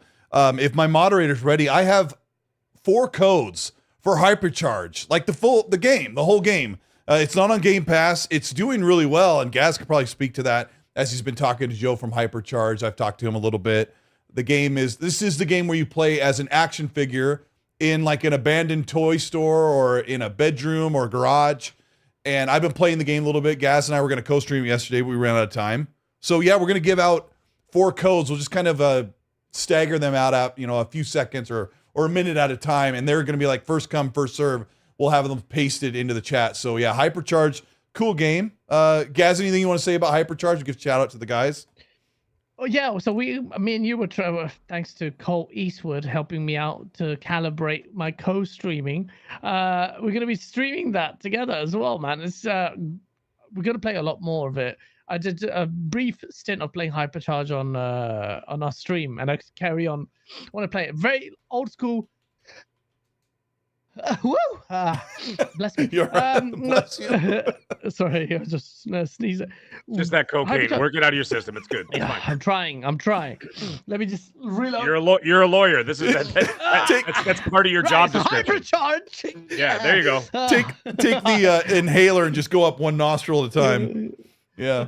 Oh shit. Where is it? Don't do- All right, so Hypercharge, ponies, it's the best game ever. It has hentai. Exclusive. What is happening? What is happening above me here? It's like right down. Sorry, on the screen, I'm above, but yes, I'm. Never mind. You can play in first and third person too. You can switch the camera. What did you play it in? It's a good looking game. I kind of play it for third person because you get more spatial awareness. But you can switch on the fly too, first and third. It's just nice to be able to see your toy because it's such a the toy aesthetic works really well. And when you're playing this game, because it's based on toys, it's hard to rage on a game like that because it's such a cool, like chilled, like toy aesthetic. You don't want to be that guy like bring raging in a game like Hypercharge. So yeah, it's just a real, I thought, like with indie games like this, they picked on a theme and then they really latched onto it. But a lot often indies kind of miss a lot of the polish. But I really like some the touches in the game, the overall polish from what I've played. Like little touches, like when you're in the loading screen and you've got your toys and you can move your toys around like you would used to, rotate you using your thumbstick, or when you rotate the boxes around your characters and the toy boxes, and and the music and the menu and everything. And then the gameplay is very basic PvP, but it works. And it's just great. I just want to play that. You can really upgrade your weapons like as you find parts, and your gun shoots out plastic pellets, and it feels like it has a cool rumble when you're shooting. The rumble's it's really awesome. good on this, by the way. Yeah, it looks like Happy Bomb's dropping codes. I didn't see how many you're. Yeah, I saw Happy Bomb drop a code. Now, Yeah. is this basically a battle royale?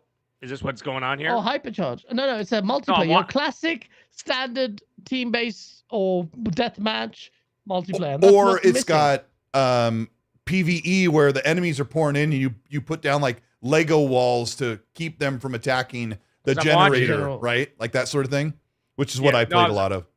I got a third screen going right now, and I'm watching the gameplay. And from what I saw, it was just like I could see like a guy hiding in like a shelf or whatever, and he's just kind of doing his thing. And then I saw like one person go by, so it didn't seem like a whole lot of people. So that's why I was wondering if it was more like a battle royale, because I've heard about the game, I just hadn't seen it in action yet. So I've been seeing the Pretty- reviews.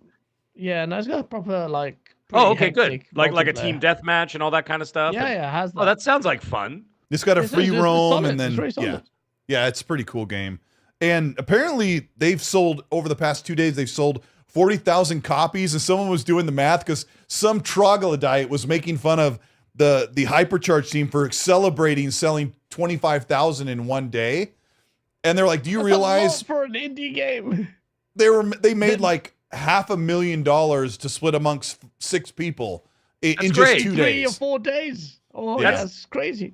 That's how much Gaz and his as partners at the firm spent at the strip club. It's like no big deal. In like 3 days they do that. So like, yeah, you know what I mean? It's great for them. Look, Magnum's at it again. Listen to this. This is against you guys this time. Holy mackerel. He's like, how much did you guys get paid to promote this game? Oh, my God. yeah. I mean, that's 5 pence. yeah, that could be funny, but It's a good what game. I got paid was 4 codes to give to you guys who are watching. And Everybody but Magnum gets one. yeah, if you got one, If, I'm revoking it. Gaz and I did an interview with them last year, and That's great. Yeah, just yeah, really yeah. cool guys. And I remember that.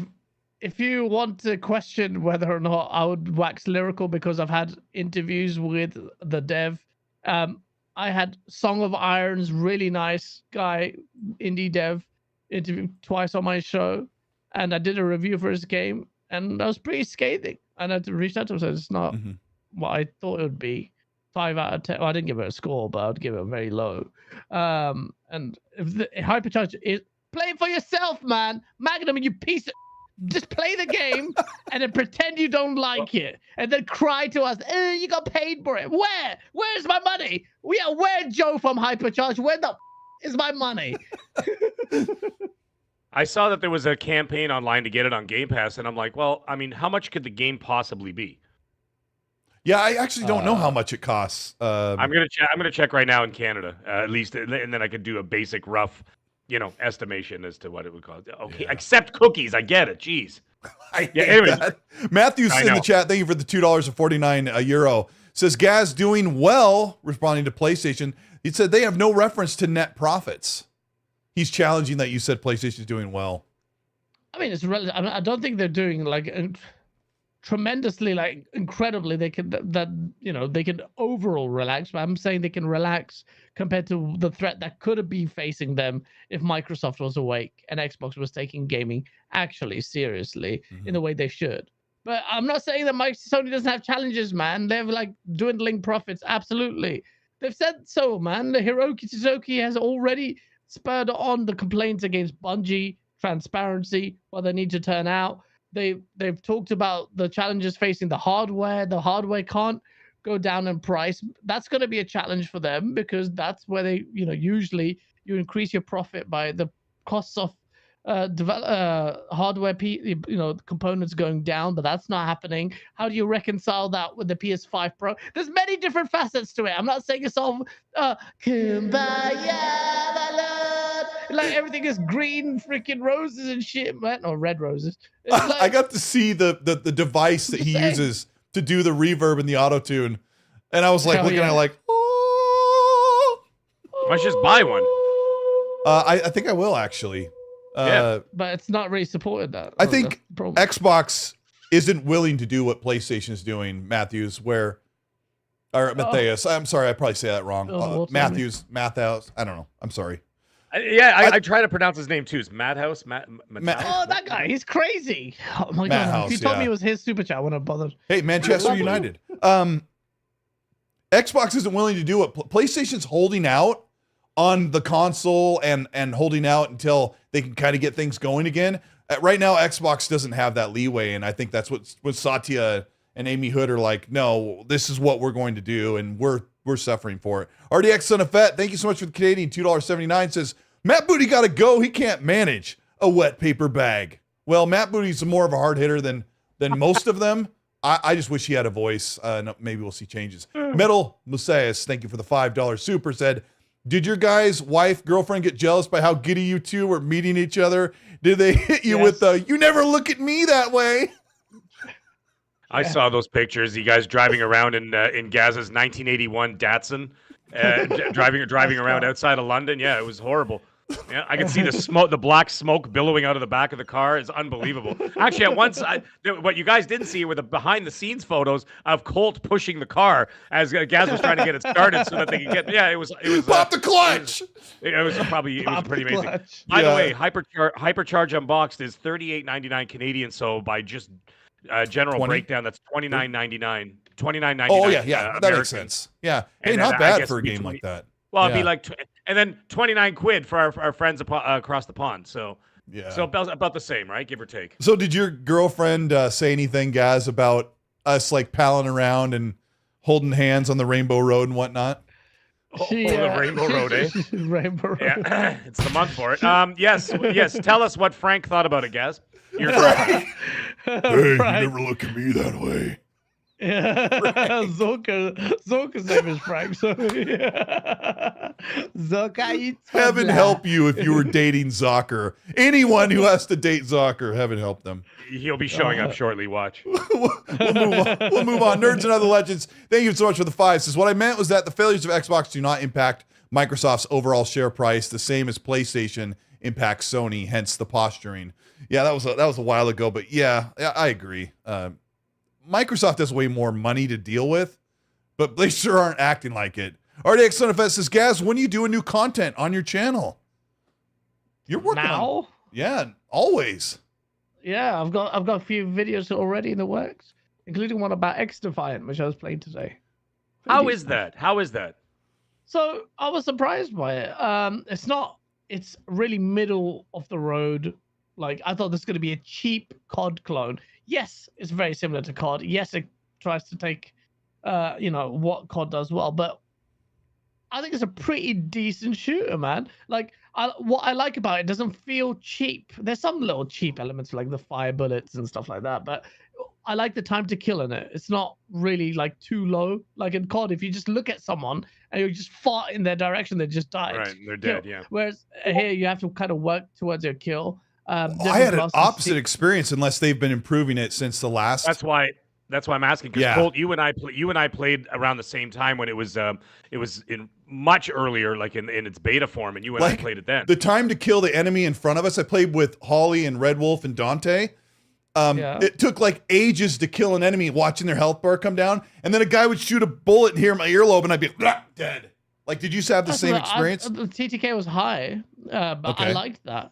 But it was high for you as well, getting hit, because maybe the code was jacked when we first played it. I like the fact that you can see your numbers of your health and like how low you are when you die, because you're like, a lot of the COD is like you're just guessing there, just blood splatter, and you don't know how much less health you have, and that's got the health at the bottom right. It makes things a little bit trickier in like getting multi kills, but I still got those. I was carrying like mad on XDefiant. I was thinking, is this another case of putting bots in early? But it was actual people, because based on the names they had. It's a good-looking game too. I like the way it looks. It's a very average-looking game. It looks like a last-gen game. This is one of those games where there's nothing to write home about visually. Maybe apart from art style. Yeah, I like the styling where you kind of get like the Ubisoft universe in the maps and the operators. So you got the Division, like the blood. Yeah. Was that purpose? I assumed it was on purpose. Mm-hmm. There was like the car, reminded me of actually Call of Duty, one of the carnival levels. It's a good game. I was playing that today. Just thought one more game, and that's a good feeling. It's not standout. It's better than I thought it would be, and people should just try it. And some people might not like it at all if the guns and the classes don't gel with them, but I think it's okay. It's not going to hold my attention for long, but it's decent. What about you? It's a game I would go to if I don't want the BS of COD. All right. What about you, Mag? Do you think it's going to stick? Do you think you're going to stick with it and give it another shot? You know what? The reason why I asked him is because we did play it months ago, and I was like, okay, well, it was all right, and I didn't really. It wasn't nothing really to Okay. write home about. Yeah, it was okay, but Yeah. I've noticed the conversation has been growing, and that's why I'm asking again, because I'm like, well, I'm starting to notice it more and more. People are talking about it on the socials. People are talking about it on shows, and I'm like, wait a minute, what's happening here? Is this slowly, very slowly building steam? And so that's why I was curious. I wanted to see like where this is going, how it's going, and if they stick with it, you never know. They might have something on their hands. I mean, like, these kind of things don't happen overnight. You don't face COD face on or head on and win that battle. You know what I mean? It's like a slow climb to even become even close to where Call of Duty is. And I mean, regardless of what's going on with Call of Duty and the ridiculousness with, velociraptors running around and stuff like that, and like Nicki Minaj and like, and trans bullets. I heard about that today. There's a big controversy about that. And you didn't hear about that? You didn't hear about I'm scared. Saw Did the you trans bullets. see it? Did you see it, the trans bullets? And then the people are freaking out because they're like, the last 5 mass shootings were like from trans people, and then Activision releases bullets with the trans flag on I it. see. I Yeah, see. they did it. It came out. It came out today. Yeah, so I missed that already completely. YouTube. Oh no, well, it just happened. Like, I mean, just before I came on the show, I saw know YouTube about start to I light up. missed the connection. Yeah, sorry. Yeah, so But, I don't know. So yeah. people freaking out about that. And what's her name? That chick from what's her name? God How damn many it. times have we told Trans you, Mag, you bullets. never There's call grums. chicks broads? I didn't. But she's a nasty one. You know that nasty piece Trans of work that bullets. was. You know the Shoot one. someone and just like all of a sudden your dick disappears. Into Someone in the something chat, bad. help me out. Who are you talking about, Mag?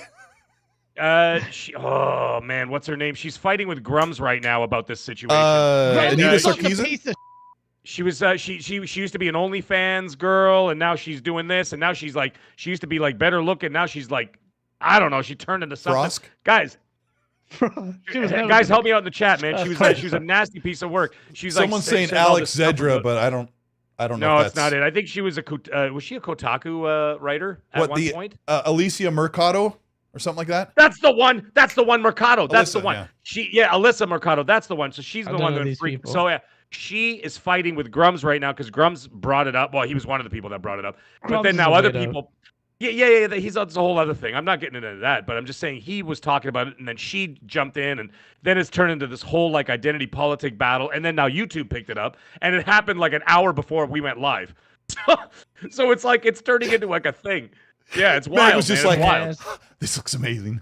I'm Watching it all catch on I'm fire. just sitting, dude, I'm What's just sitting in big the outfield. deal? Let the trans have the bullets, man. Who cares? I'm just sitting in the outfield, like in my bleacher seats with the popcorn and my hot dog and my 17 beers, and I'm just like, all right, let's just see how this plays out. I'm not getting Everyone involved. just gets it like everyone's just crying about the most irrelevant things sometimes. I get it. I get it on both sides. I actually understand. One side just wants to be acknowledged and become, assimilated and be treated normally. Then the other side feels like, the people either just forcing it too much, and trans bullet sounds ridiculous to me. And I see the trans flag in the magazine. I'm like, for God's sake. Anyway, I just kind of shrug it. I'm like, whatever. Yeah. Anyway, that's the new hotness on the socials right now. So It's the weird. it's all this. Everyone So just anyway, cries. Just play the freaking games. yeah. But- Back to the game. I don't even remember what game was. Were you talking about Call of Duty or XDefiant? Yeah, no. It's Call of Duty that was. Oh, okay. Yeah, so people are like doing this thing, and now they're talking about the victims of shootings are actually trying to sue Activision, and that's going to be a thing. Oh So I'm like, okay, well, whatever. So, anyways, listen, we're not going to get involved with that. I'm just bringing it up. So, guys, keep your eyes peeled. It's going to be a wild week. That's going to But, be a mess. That is going to be a no mess. kidding, right? Yeah. So, anyways, the point is that if you want to face Call of Duty as a game, never mind all the other stuff. You want to face it as a game. You've got. You got to be hot, man, because even when Battlefield was good before 2042, when Battlefield, like I thought Battlefield 5 was, I loved it. I love Battlefield 5. And of course, Battlefield 4 and 3 were outstanding games. But even then, they couldn't stand up to Call of Duty. They still always will play second fiddle because they just don't have that. They just don't have that hook. You know what I mean? They don't have that Call of Duty hook. So It doesn't have that I just wanted to feel. see. I love Battlefield. want- It doesn't have that punch. It doesn't have that punch, yeah, and you're right. And I love Battlefield as well. But that's why I wanted to see XDefiant sort of climb the charts so they can kind of chip away at the champion a little bit. You know what I mean?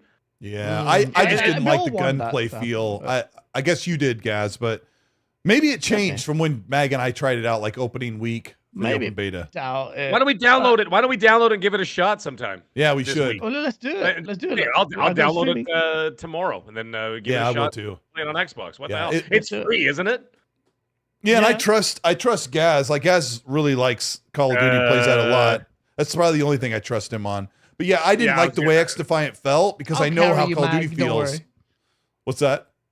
I'll carry Mag to victory. It's fine. You'll have to carry me. Are you out of your mind? Then let me tell you something. The 3 best Call of Duty players in this room right now are myself, Wilmy Hood, and my son. All right? Really? Bottom line. No chance. Yeah, my son is Challenge my son is a, proposed. my Challenge son is Hold a on. demon. Let me He's do an 11 years official old and he's- challenge on Gaz's Yeah. behalf without asking him for permission, like I did last Gaz year. is, Oh my Gaz is a god. great FPS. I know Gaz is a great FPS shooter. He's good, so I know I that. spoke on his behalf and I said he could take anyone on in this Twitter thread. And Gaz's like, Cole, what are you doing? And so he It's stayed up literally all the night guy, all he practicing. does is play COD, and I haven't played it in years. You just offered me as You- tribute.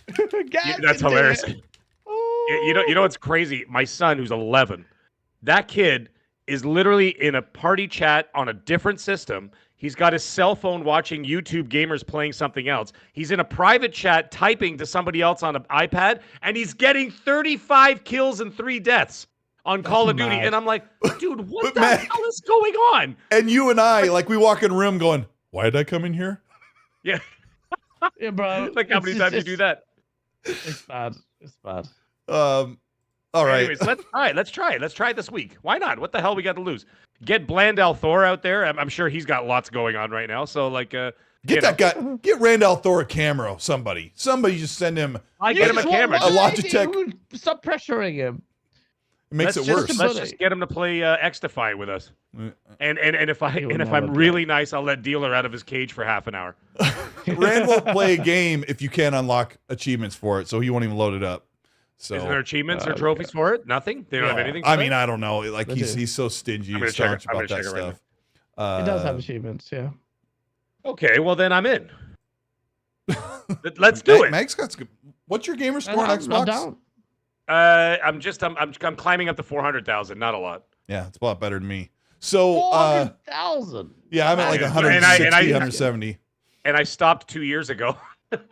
I stopped 2 years ago. I would have crazy. been about 600,000 or 700,000 by now, but I stopped 2 years ago because I went back to PlayStation to get platinums on Resident Evils and Oh, other you games. pony there it Yeah, is. yeah. Well, there you go. That's why people get so mad. And and plus I game share with my wife on PlayStation, so a lot of the third parties I've been buying or she's been buying, and we've been sharing the game, right? So yeah, Ah. so that's why I haven't been getting as many achievements. But it is funny because my kids get on my Xbox once in a while, and then I got people messaging me going, "Mag, what are you doing playing that crocodile game on Game Pass?" I'm like, "It's not me. It's my little kids, man."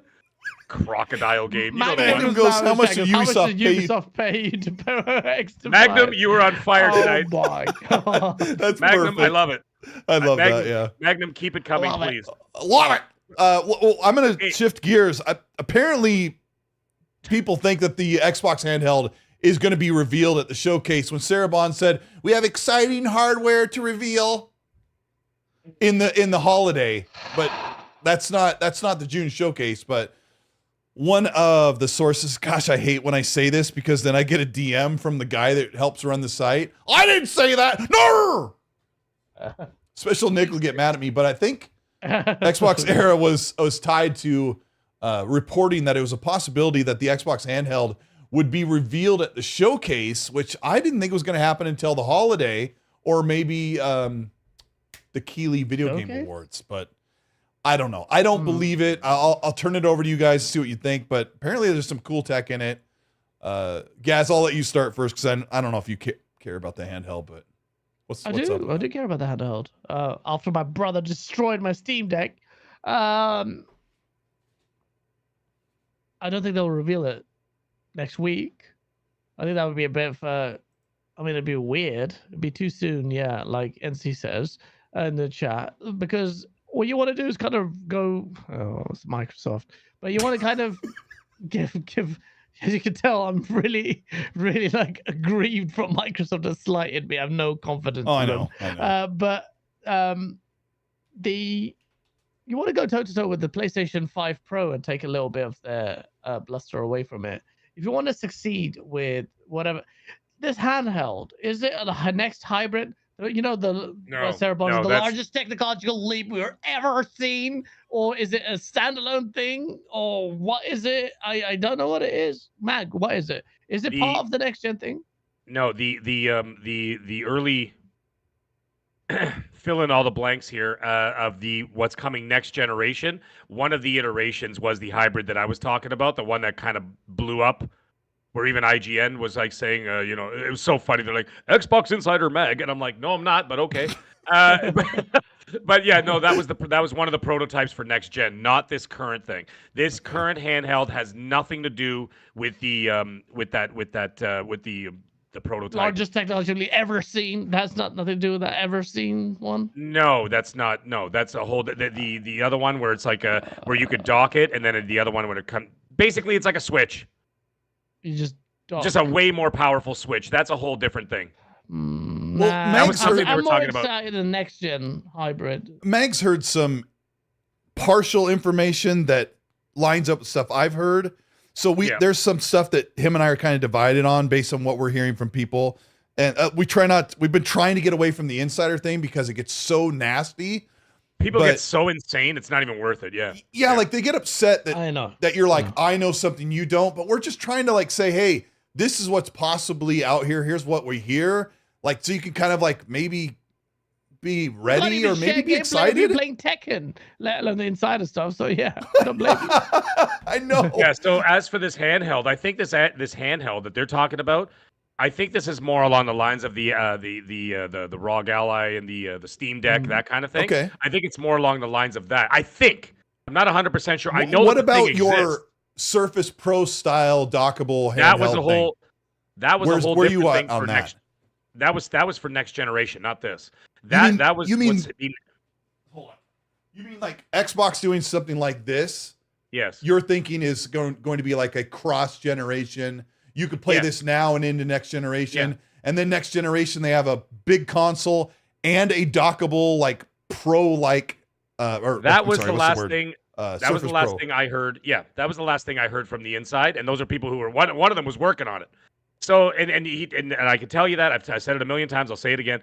The guy told me that the guy, the person, not of any gender, said that there's going to be a dedicated box like a Series X, like an under the TV box, whatever else. And this other thing was being not worked on by Jason Ronald. It was being worked on by the Surface team. And the Surface team was heading up this hybrid console thing that was going to be like a dockable situation. You could play on the TV, or you could take it off as a tablet and take it on the go, and it would be about the same power as a Series S. Oh gosh. Give or take. Now that, like I said, that may not even come to fruition. That may just been something they're working on, and then all of a sudden, the last minute, they're like, you know what? Forget it. Let's just release the one console and call it a life. You know what I mean? They might do this handheld, and then they might do like the Series X2, and then this hybrid thing may never even happen. But this is what they were working on as of December of 2023. And the thing is, I know as a fact that they were working on this because it wasn't just the guys who worked at Microsoft who told me this. It was other people in the industry got a hold of me. I won't say who, and they all said, "You heard about it too?" And I'm like, "Yeah." And these were big names in the industry. So some of the stuff Mag says I've heard as well from people that I talk to. That are the insiders, and I just kind of say, hey, what are you willing to tell me? I won't say anything. So like some of that makes sense, but I talked to somebody today that said that it's heavily going to be influenced and powered by Microsoft's Copilot. It's going to be like force pushed onto this handheld where it's going to be using Copilot AI. And I'm like, well, what is the Copilot doing? Like, what's its functionality? And they said, I haven't even read this because this was coming in before we started the show. It will give people instructions, or the player tell him what is the most efficient way to play the game. I'm just going to paraphrase some of this. The handheld would be more limited in being a handheld for its power. The console would plug into the wall, and you could have AI change game options for you, use voice commands, programming. That sounds pretty cool. And there's the thing like with NVIDIA that came out, a report with NVIDIA where they're using Copilot and they're using AI functionality to boost up frame rate and resolution, which my ROG Ally unplugged at full capacity, it'll run like an hour. I played Cyberpunk for an hour on the plane and it died. It was done. I got through one mission. Oh, 1 hour. Because it just chews up a lot of battery. But I mean, that doesn't even make any sense. What the hell is the Well, point? you can dumb it down. Like you could turn off turbo mode so you're playing at 30 frames and stuff But like still. that, and dim the screen down. But it's like, what? That's what. Why? I have trepidation about the handhelds. I'm like, it's already a compromised experience. You're on a 7 or 8 inch screen. You've got the controller out wide. You know, like when I'm holding this, you know, your controller's more like in here. Especially for Xbox, because Xbox, the controller's tighter, right? Yeah. You know what I mean? Like the thumbsticks are a lot tighter than, like, let's say like a PlayStation or whatever else, whether it's more spaced indulge out me and for a your second console. here, but you know, Yeah, there you go. This is what we're used to. And when I was doing first person shooting in Cyberpunk, Gaz, I was like really sloppy. I couldn't hit the enemies because I was having my hands out wider just kind of took away all the muscle memory and stuff. But you'll get used to it. But Hargeet says he Bluetooths his Elite controller to his ROG Ally and just sits it on the table. But yeah, anyway, I'm trying to see if there's anything else in here, but something to do with NVIDIA, and I'll have to read into it more, but I find it hard to believe that Xbox is going to put out a ROG Ally type handheld and then have something that's dockable. But it kind of seems weird that they would go out on a limb and make hardware that's portable, and then a couple years later or a year later, they'd have another portable console that's even more powerful. I don't know. I don't like I said, that may not even come to fruition. By the way, Happy Bomb, it's not of speculation. These were being worked on. Like being worked on as we speak. Whether they come out is an entirely different story based on its feasibility in terms of how much they're going to charge for it, how much that's it's a good way cost. to put it. You know what I mean? And that's what it is at the end of the day. Doesn't mean it's happening. It just means that they are working on it as we speak. So they're engineers that are working on it. And before you said that, that's kind of where I'm saying, like, knowing how Xbox is not as committed to hardware as they used to be, Mag and I are like, and I'm sure Gaz is probably scratching his head as well. Like, I'm thinking, how feasible is it that they're ready to put out one or both of these? What do you think, Gaz? You have any final saying on what you think about the portable? I don't want this dual skill. What are you laughing at? Oh, the Happy Bomb said, I was talking to an idiot, not challenging you, Mag. I just read that, Happy Bomb. No, I wasn't even mad. If I was mad, I would have screamed. Sorry, no. I was just pointing out. Happy Bomb is awesome, man. So, what do you think, Gaz? What's the fairy tale? I just do one handheld and make it. If you want to differentiate yourself because you're struggling against PlayStation and you won't do it on exclusive front, and you want to make a splash, go early, launch early 2026. And if you want to really make a splash and you think somehow you can do a dockable console, which is mobile and a handheld, then do that. Which I like more. Do it. Even if it'll compromise the power, PlayStation will come in and whatever, power, blah, blah, blah. Then we'll all revert to our magical PCs anyway, like the ponies do. Just stick to one thing, because Xbox, you can't have two handhelds.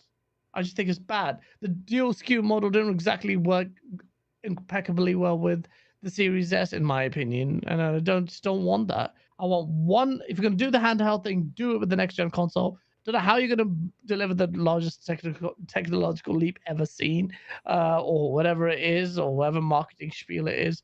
But you have to ensure power. Yes, if you can do that in a dockable mode, fair enough. I don't have much faith in your hardware team, but if you're going to do multiple mobile devices, I'm not going to be that excited. I want you to do something, and I want it for the next gen console, because this gen, to me, you're just coasting. And I don't want to see new hardware for this console gen. I want to see for next gen. Just do something different. You have to shock the system. You have to try something new. Can't be doing, it was so reactive. Oh, yeah, lots of people are buying the Asus ROG Ally. Oh, lots of people are buying this. Let's just do our own handheld. Oh, the PlayStation Portal is selling well somehow. It defied my expectation. I didn't think it was going to do, but it's doing it. And now PlayStation's like, that thing's selling. That thing's selling quite a bit. You know, by the way, there's something interesting. Anybody who has one, And of course, I'm an idiot. You think I would have figured this out? So my wife's been taking it with her to work, right? And so she's been playing it. And I'm like, well, you got to be in a spot where the internet's great, this and that, whatever. And she goes, "What the hell are you talking about?" She goes, just turn on the 5G local Wi-Fi on your phone." Yeah. And I'm like, "Oh my God!" I didn't even. She could play it anywhere now, and flawlessly, she's been playing Helldivers 2. And you have all over the unlimited mobile data, right? Yeah. Otherwise, no, we have. they'd be like, unlimited. and Just Canadian get someone to internet feed you is actually- grapes and with a massive leaf as well. She's been playing Helldivers 2 online with friends all over the city of Toronto. No issues whatsoever on the road, and she's got her phone in her pocket, and she just uses it as a Wi-Fi hotspot. And she said it's absolutely flawless. I'm like, wow. So sorry. I just wanted to bring that up for anybody who has a portal. You now have options. I didn't even realize that was a thing. Sorry, I'm an idiot. Carry on. There's so much to that, Mag, because the ROG Ally, when Gaz is like, "Hey, I'll be there in an hour to pick you up," I couldn't even sync and load up Starfield because it needed to get my cloud save, and I had to like go through the arduous task of getting the Wi-Fi up on the airport. It's like, well, it's like, why can't these things just be more simple? Why can't they just like pop up with a big interface and say you want to connect to Wi-Fi, but you're doing this little thing at the taskbar with my finger? So yeah, I mean, handhelds have a long way to go, but Microsoft has a long way. yeah, they do. I just don't know if that's real. So what you're saying, Gaz, what Gaz was saying about he doesn't want one this generation. So do you think that if they did do one this generation, like somewhere at the end of this year, going into 2025, it's just going to be prolonging more of this generation as opposed to let's just make a clean cut and then just move on to the next one? Because I still think that they're going to carry on the hardware from here. Because I think Series X is still going to be prevalent until like at least 2029. I agree. I agree too. Cross-gen is absolutely going to happen. But the problem with doing a console isn't making this gen longer. It's what you're doing is you're kind of diluting the impact of what you're going to announce for 2026. Because you have a handheld here and then another handheld there. And it's like, oh, okay, it's another handheld. It's like your shitty naming convention, Series S, Series X, Series Z. Drop the series thing. Just drop it. Next gen, focus on it. Because people don't even know what your Xbox Series X. They can't change their naming again. I just really think they should just say Series X2, S2. No series. Drop the series. It has to be Xbox Laser, Xbox Dreamcast, Xbox something, Xbox Laser. Freaking tampon. At this point, would work more than freaking Series X, Series Xbox S, and Next. Series Z. Yeah, It just, Xbox Z. I don't know. I guess it's just hard to say which ones are which, but their naming convention sucks so bad. They could have just went with like 1, 2, 3, and 4, but I don't know. What the hell do I know? I thought they should have called it Xbox V or Xbox 5 for this current console. My friends laughed me out of the room. I'm like, why? Just call it. But it's only the fourth console. I'm like, who cares? They call it the second one was the Xbox 360. Just call it Xbox 5 for the Series X. Does anybody know why did they call it the 3? That's where it's not going anyway. Call it what? He said call it the PS5. Why did they call it a 360, by the way? Because the PlayStation had a 3, the PS3 was coming out, and if they came out as Xbox 2, then it would be seen as okay. Immediately, so inferior to the 3. Oh, there's a 3. Why would I get a 2? When one of the guys in charge of the naming in like the conference room, like I guess. Yeah, he made like a joke, like let's call it the Xbox 3 something, and they came up with 360, and they said because it's all encompassed. There's some bull crap that some Microsoft person was like, ooh, fancy. But developers.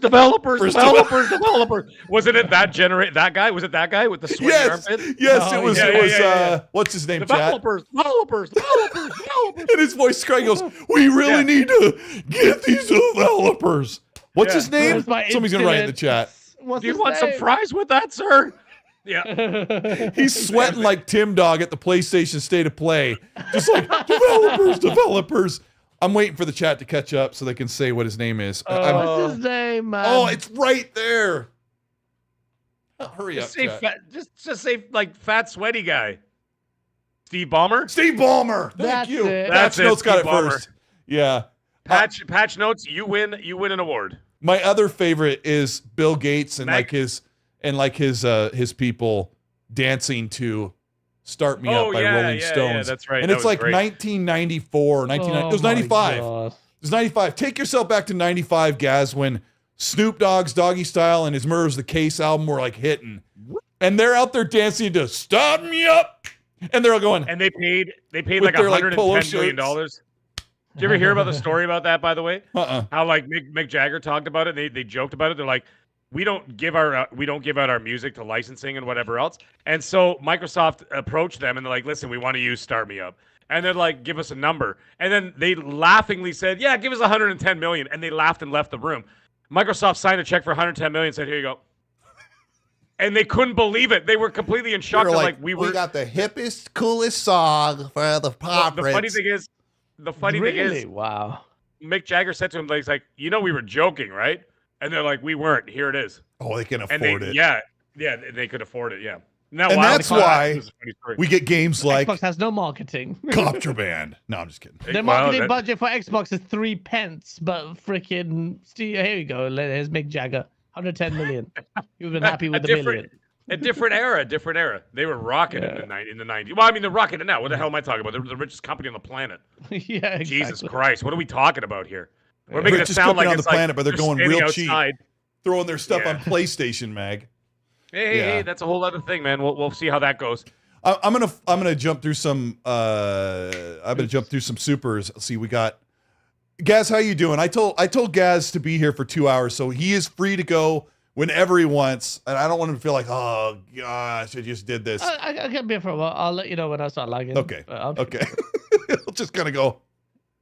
Give me the Dreamcast guy face. Silent Cypher says, Mag, Gaz bounced you because he saw you on Crossfire this last week. Good evening, gents. Hope you're doing well. Going to be a fun week. Mag, were you in Crossfire with Zocker? I was not. Yeah, I was. It was myself and Zocker. But you think Zocker would let me say 3 words that entire show? I literally spoke for about 4 minutes, and then I left because I had to go. Because I told Mooch, I'm like, listen, dude, I can only do half the show because I got the kids. My wife had to work at night. So I had the kids. She had to work at night. So I'm like, listen, I got the kids. I can't stay. Zocker. Yeah. For 51 straight minutes. And then I'm like, PlayStation Showcase sucked. Okay, guys, everybody have a good night. I'll talk to you next. And that's it. That's all I said. Does that surprise you at all, Gaz? What? That Zocker was talking the whole show. It wouldn't be a show with Zorka in it if he wasn't railroading the conversation. When I was 90% of it was absolute. When I was on RDX with him, sometimes I'd go, Zorka's crazy. Zorka will not let you yeah. talk. You have to like it was the equivalent of like just barging through. I knew it when I went on RDX. I'm like, this piece of shit won't shut the up. So I and you were the guest. bully him his way. Yeah, I knew it. You had to push your way in. Yeah, it was RDX. no. I pushed my way in. It was impossible. It was impossible. Yeah. I couldn't even get I don't even think he breathed at all for an hour straight. I think like he was being fed intravenously. He was being fed oxygen directly to his lungs so that he could just keep talking. And I thought I talked circular breathing. I talked a lot, and I'm like, Jesus Christ! Italians finally have met their match with Greeks. You got Italians who don't shut the F up, and then you got Greeks who are blowing us out of the water. I'm like, dude, you can't do this. There's only one sheriff in this town who talks too much, and that's me. Back in the day, dealer used to go, you know, Cole, I don't know what's the deal with you, but like you're very quiet the past few months on RDX. I'm like, I can't talk. I never get a chance to talk. I'm just sitting there going, I'll just wait till somebody calls on me. Hey, Colt, what do you think? I don't know. Zocker and Fonz and Tim Dog talk for 50 minutes. I don't have anything else left to say. So I'm like, I got to make my own show so I can get away from Zocker. I literally, it's true. The long story longer, I was on Crossfire, but I literally said like one sentence. I was just like, yeah, the showcase was not for me, and I gave it a 6 out of 10. And like, okay, everybody have a good night. I gotta go. That was it. Then it was like, all right, thanks, Mac. Have a good night, and done. Goodbye. So there wasn't even. Did Crossfire blame Xbox for the crap showcase? PlayStation? No, actually, everybody was pretty. Everybody was pretty hard. They were hard on it. They were all giving it like 5s and 6s. So they were pretty disappointed. And that's from like that's from real ponies. We're actually giving it like really low scores. Like what's his name? A couple of them. I won't say their names. They were pissed. Name the name. Well, one of them is from your country. Oh, so, Wooly Gamer, obviously. Oh, Did Wooly Gamer? Oh, he destroyed the showcase. He destroyed it. He said it was garbage and it was not what PlayStation needs to be doing. Yeah, So, Willie yeah, keeps it I'm real, guys. shocked. Hey, I'm just saying, man. I'm not getting involved, all right? I had to sit and listen to Zocker for the rest of the time. Even Woolly Gamer couldn't defend it. That's how shit it was. That's how. Well, you know that's what? all you need to know. The games weren't like horrifying. They just That's weren't what I for me. want to say. That's They what just I want weren't to for say, me. Mag. Like There's when actually you look one at game it, that looked pretty decent. Tale of Antora. they're so good we don't remember the Ballad of names. Antara? No, it had a stupid name. That's a stupid Ballad of name. Antara It was like, or something. is that the one? It was like a Souls game. That looked pretty dope. Yeah. But I really mean, good. so did Liza P till I played it. Yeah, I didn't love yeah. Liza's P like I thought I I didn't would. like it. No, But I think the game it's still a good looked game. great on paper and it looked great in the trailers. But then when I actually sat down and played Liza P, I was like, It's the world we live in, though, Mag, where if you take a step back, like overall, there were some pretty cool games shown and some stood above others and kind of washed out the real bad. But when you're like dyed in the wool, it's like it's got to be PlayStation bangers. It's got to be only on PlayStation. All of that kind of adds up to you got a letter D. You got a grade D on the showcase. but you know what though? because This is a You this is a great. got a great D. Yeah, you got a great what? What's that called? You got a great D. Well, how about that? Here's the thing. This is all great for the industry, and I'll tell you why. PlayStation does a state of play. It was underwhelming to say the least, except for Astrobot, which I can't wait for. Yeah. Because I love that first one, and then the fact that they came out, a team of Sobel came out and said it's 4 times the size of the original. I'm like, 16 yes. times the detail. I'm like, give me all of that. I'm in for that. That's great. However, If I just get the flying on the DualSense like spaceship mission, if that was the whole game, I would still say that would be fantastic. But I loved brilliant. it. Yeah. So it's now gonna be here's the good. thing. So they had an underwhelming show. I won't say showcase. They had an underwhelming state of play right before Xbox does their thing. Now Xbox basically, I was talking about it with some other guys. I'm like, basically Xbox has got a layup here, right? Yeah. However, I understand there's a lot of scrutiny and there's a lot of pressure on Xbox because of how 2024 has played out so far for them. So a lot of people are saying this has got to be damn near perfect for people to not criticize. However, compared to what Sony just did, they got a layup. Right? So the fact that they got a layup, let's say that they put on a fantastic show, okay? They blow the doors off, they have a fantastic show. This is great for the industry. You know why? Because now Xbox has got puts out a great show. That's when Herman Halston, the other guy, got to sit there and they're going to go, holy crap, we need to step it up. Go to your first party and say, guys, gals, what the hell are you doing over here? Let's go. I need trailers. I need vertical slices. Let's go. Oh, that's, yeah. So what you're doing is when you're nipping at each other's heels, you get excellence because competition breeds excellence. And when you have it so lopsided, that's when you get these lackluster data plays and whatever else. So that's why I'm happy to see, when Xbox next week does what they do. And I have no doubt in my mind they're going to have a great show. Right? I have no doubt in my mind it's going to be a great show. Got great games coming up, whatever else. Mm-hmm. And I think the trailer is going to show it. The gameplay is going to show it. I think it's going to be wonderful. So that being the case, this is a great time now that PlayStation is going to go, holy crap, they woke up. Okay, guys, everybody, let's go. It's real. I think they it's know that happening. already. They know that, So that Xbox is about to wake up because they've been dormant for 4 years or actually 8, 9 this is years. great. So this is great. This is what I'm saying. This is what needs to happen so that they both step up because now they're both fighting for our dollar. Right? That's the way it should be. And that's how we get excellence. That's how we get 360 PS3 era. That's how we get PS4 and the first half of the Xbox One generation when they were fighting tooth and nail. I loved that because we benefited in the end. The consumer. We all get the good games and the Yes. prices don't just start going up on lopsided on one side. Exactly. Anonymous Ross, thank you for the $10. Says, I heard Jim Ryan was messing up your stream. Colt, Sony didn't drop SOCOM or Killzone. Now the ponies are down bad. Port begging for Halo, Gears, and Fable. Mag chose violence today. Careful, Mag. Diddy is lurking. What happened? When was a super chat? That was at 420, 421. That was a while ago. Yeah. It might have been the trans bullets. Yeah, probably. Probably. Yeah, because Diddy Not is me. lurking. No. Not no. me. He's lurking. Someone goes like Colt He- sweating bullets in this conversation. I'm like, I don't really care. Like, I'm kind of like with you guys, like, do whatever man, you're I'm going to just- do. I'm just reporting what I'm hearing. That's all. Yeah, and everyone's going to be outraged either way. Yodani Kizada says, Happy Bomb is the best. Recognize the greatness of chat. Yodani, I'm looking forward to meeting you at LA for the showcase. Happy Bomb also hits back with thanks, Yodani. You're the best mod. Thank you for being there every week. Excited to meet you in person this week. It's gonna be awesome. We got Nivosek who says, "Aloha, Mag and Septic Sauce." Colt, hope you gentlemen are all well. Aloha to all gamers. Hope everyone's well. Mahalo for gaming. Yeah. Nice. Watch out for those fentanyl zombies in LA. Just jump over them. Just jump over them like Mario. When you're like walking down the sidewalk, like, man, I can't wait to get to the showcase. Oh, there was a guy that over the got totally buck naked, Mag, like across the street from us, changed all of his clothes at 9 in the morning while we were in line for FanFest.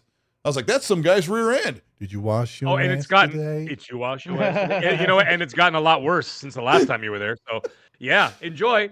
I'm gonna be going to Nashville instead. Not during that time. I'll make sure you go next year. Gaz, do you think you'd like to try and go next year if they do a big event? Yes. Yeah, that'd be awesome. Matthew says, "Pony, just go to meet with you guys. Like, you know what I mean? Like with all the industry people. I don't want to deal with fentanyl zombies. I don't want to deal with. I don't even want to go to the showcase. I don't want to stand in line for 7 hours with sweaty fat guys so that I could sit there and play 8 seconds of No, it's not like that anymore. I don't want to do that. We've made it a little more chill. I just want to hang out with you guys and get go out to like bars and have a great time and eat. No, get late. I do that anyway. Go out and get drunk and go hang out in the Hollywood Strip. Lit. Oh, get lit. I thought you said get laid. I did. Both of those are not mutually exclusive. Matthew says Ponies attempted to buy out Paramount and it fell through. Did you hear this, Gaz? Did you hear that Paramount was going to be bought by PlayStation or by Sony, and now it's being bought by someone else? Forgot. Don't care. Don't care about TV. I was kind of hoping they did buy a Paramount, so that there's less money for acquisitions on. Because Sony are probably getting ready to acquire more studios. By the way, I know it's crazy thing to say when they're letting go of people, but Sony, the people don't matter. IPs matter. Xbox is showing the exact same thing. They don't give a crap about the people that work at Bethesda or Activision. They care about the IP. Yeah, don't be surprised if it's acquisition season. I know people say, "Why are you crazy?" But they're not acquiring people. People got to get that out of their mind. You are an ant. You're acquiring franchises. And IPs. You're literally acquiring IP. That's all they care about. When they bought Activision, they didn't care about the people. They care about the IP.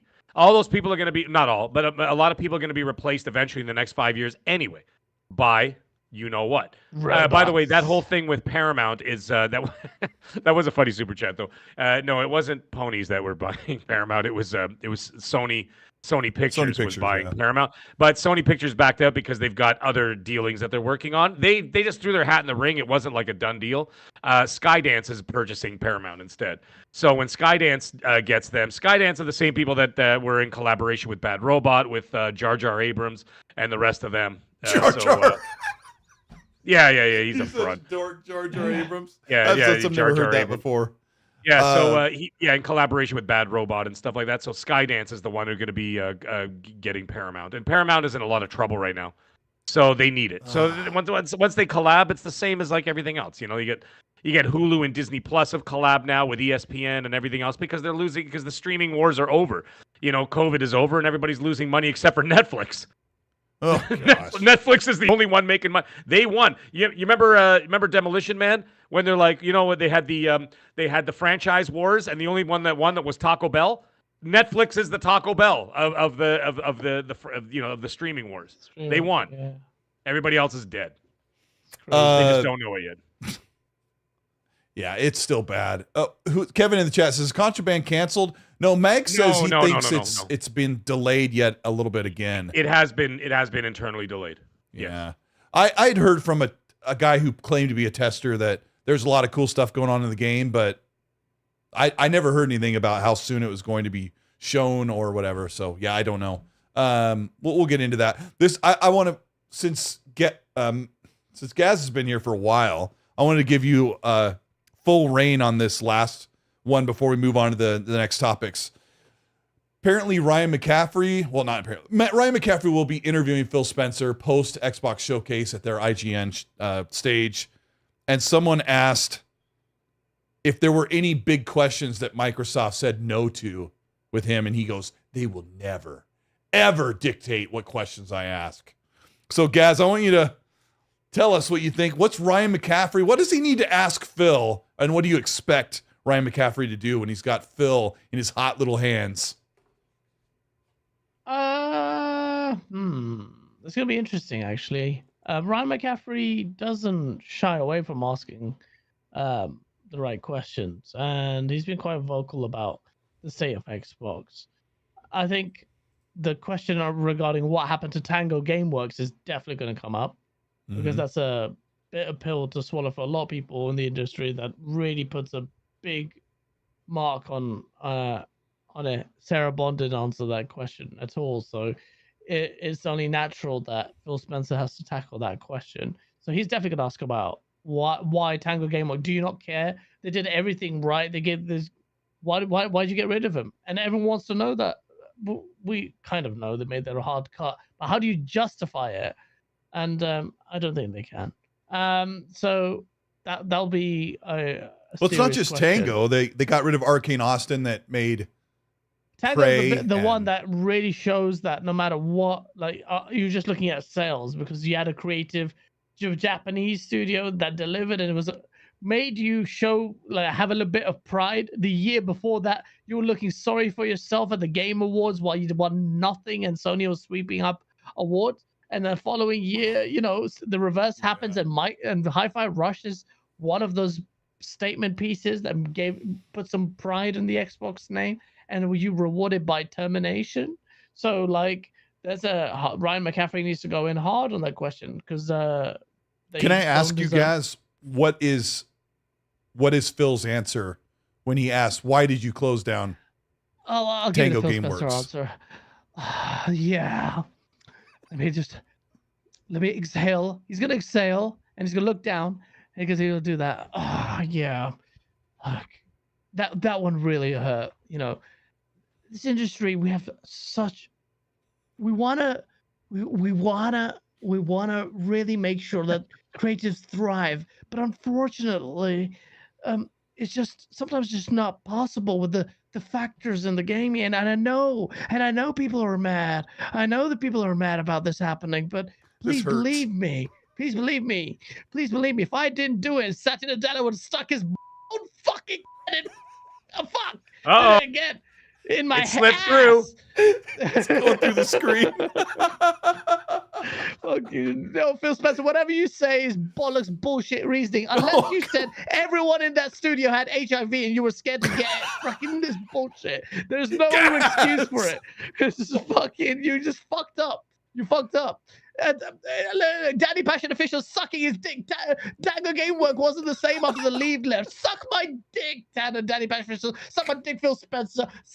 All of you can suck it. And that sounds really gay. But no, seriously, it's just lame. There's no excuse for it. I was wanted to see him navigate this question better than whatever Sarah Bond said. But the answer is you're fucked. Good luck answering that question. That's one question you'll answer. The other question is going to be asking about is the multiplat thing. And how he justifies Oh it. yeah. Well, hold on. Before you go to the multiplat thing, like, what is the real answer? Like, what? Satya Nadella, man. He's just not making enough money. Didn't give a Yeah, shit I about mean, because creatives. Tango didn't sell. Like, they even put Hi-Fi on PlayStation and it didn't sell. So, what the Yeah. real answer is? I mean, their games don't sell, so we got rid of them. Yeah. That's not a very nice answer. Yeah, but that's the reality, man. Okay, Phil. Why are you having a multi-platform strategy with your first-party games after a decade of not having jack crap? Why are you putting all your games on PlayStation? So I know we said just 4 games, but my silver tongue requires me to say other things. So we said just 4 games in February or wherever it was. And it was a dynamic strategy because we want to bring gaming to everyone. And this idea of exclusivity, this idea of closed walled gardens, we look at the metrics and it just doesn't float with our 3-bit compute system, AI, open AI, powered by ChatGPT, which is telling us, you know, gaming is moving forward. And I'm going to talk For shit everyone to make but up for the us. fact that we fucking failed to leverage the value proposition. I couldn't even get fucking Halo right. I couldn't even give you an exclusive at launch of the Xbox. I can't even fucking advertise and market my games. So what are we going to do is we're going to really make it fucking incredible and open my legs like freaking... What's a famous porn star nowadays. All the ones I watch is like vintage porn. No, but anyone, insert porn I'm not star's name familiar. here. Jenna Hayes. Bam. That's what we're going to open our legs and give it to everyone. Yes. For gaming. Monetize this bitch. You invited him. You invited him, not me. I didn't invite him. I'm just here. I am quietly sitting here just listening. You can tell how frustrated Gaz is when the way that he reflects his emotion. Who is this in the chat that said, I got to go up? John 907i says, the industry is about having fun. Y'all tripping. Xbox surprise products. It's not personal. I couldn't actually hear that super chat from the sound of her deep throating so much. How do you breathe? You don't leave any space in your esophagus for oxygen to go through. You have Microsoft's members so lodged in so deep. How? We're talking about the state of the industry, and you're like, the gaming is. What do I do, man? What do I do? Maybe it's me. Maybe I'm the bad guy. Maybe I'm This the problem. episode of X and C, episode 152, is brought to you by Durex for your all and everyday needs. Mag, what do you think the answer is? What's the answer when Phil gets asked why are you putting your games on PlayStation, or how many are going to go there? What's he going to say? Answer. Oh, I thought that you were going to ask a question about which was the best porn star. I was going to say Autumn Falls, but that's just me. Anyways, either way, Is that a cartoon? definitely not. Last time I checked, which Okay. was Gravity couple Falls. hours. That's what it is. which was a few hours ago. I only know cartoons, so. Yeah. Anyways, what's Phil going to say? Yeah, what's the answer? I'm not Fair even enough. going to Fair attempt. First of all, here's the thing. Fair enough. I respect your taste, Mike. Oh, you looked her up already? Autumn Falls is wonderful. Yeah. Would you guys knock it off? And actually, I'm a big fan of Alex Adams too. The man, he's great. What? No, I don't look at him. I just think he's hilarious. I just think he's funny. And Johnny Sins, good times. Anyways, How is he here funny? we are. How do you make funny porn videos? That's weird. They just Oh, like dude, trip? no, It just like falls like the little quips and like the little lines in there. Just they make me laugh, man. It's just so funny. That's it. Ooh, Colt it's has given up. The show's over. Wrong-ho. Let me tell you something. When it comes to Phil Spencer, I can't even do the Phil Spencer voice anymore. I've lost it. But I was able to do it at one point. But you know the thing is, at the end of the day, I've heard so many people saying, "Wait a minute. Why is Phil doing an interview after they show what they're showing and the summer showcase is happening?" And why has he been silent up to this point from the moment? That's another Because thing. he's got molested You know what I mean? by the community after he What, freaking dude? did to tango. Okay, but still, how many times has he come out the next day and done an apology tour with his two You can't- cronies? Yeah, but Right? you can't do that anymore. No, that Okay. doesn't work anymore. Phil Spencer, Well, he the just did half-life it. of his bullshit excuses are done. It's done. But he You can't just do did it like he did it 3 months And ago now it won't work. It won't work. With, Well, I think with, Tango's different, man. Tango's with different. Bond, man. Sarah Bond, and the booty, and then him, and then they go on the apology tour. Like when the Japanese lose at the World Cup, they always go in front of the do all that, and they like apologize. They basically did all that. It was the same thing. It was an apology tour, but they did it like a day later. But this is bizarre. It's like the man has not spoken, nor has anybody else spoken since that fateful day that they close those studios, whatever. Yeah. Now all of a sudden you're about to show a showcase, and things are gonna happen, and news are gonna come out of all the shit that we've been saying forever, and it's finally gonna come out into the Most open of or whatever else, right? Not all of it, but some Yeah. of it. Some of it. And then all of a sudden, out of nowhere, out of the blue, this man's gonna jump in here like Batman, and he's gonna land in the chair and start talking. Why? My question is why? There is a reason beyond. Good question. There is a reason beyond, in my opinion. It's just an opinion. Okay. Folks, before we get nuts, okay? Just an opinion. Heaven forbid. I know, heaven forbid. It's just my opinion. I'm thinking there's more to this than just he's going to sit there and go, wasn't that great? Wait. You're saying, You know what I mean? You're saying Phil doesn't need to sit down and have a grill session with Ryan McCaffrey, but No. he is for maybe there's Why- another reason? Why I then? think they're He confident. could have done of one the showcase. tomorrow. He could have done a grill session with McCaffrey tomorrow. Could have done it sometime this week. Well, Could have he done it last already had the post showcase IGN interview set up, and then when they laid off the studios and had all the crap campaign going, Ryan McCaffrey's like tore up his interview questions and told everybody, he's like, "Oh, I'm writing all new questions, and I'm gonna give him the business." So Ryan, So that's Ryan, ask him, tell him, are you, because I know Ninja Theory have been given assurances, but are That you doesn't going to mean treat nothing. Ninja Theory badly? That doesn't mean nothing. I know it Assurances doesn't. mean That's what I'm nothing at the saying. end of the day, Assurance yeah. bullshit. Because they could get rid of it. Satya could say this didn't make any money because the Hellblade's hardly selling. It's already tanked in terms of sales. So that, despite the assurances, I'm sure they give them loads of time. They mean nothing. They could kill them tomorrow. So Ryan, ask Phil Spencer, are you going to be committed to keeping Ninja Theory around after if the sales aren't that There's positive? no way he's going to answer any of those questions. You know why? He's not going to answer any of those. They're going to, regardless of the fact that McCaffrey may come out and say, listen, I'm going to ask the hard questions or whatever. You don't think that Phil is surrounded by a security team and a legal team that is literally sitting there saying, you ask this, we're turning the camera off.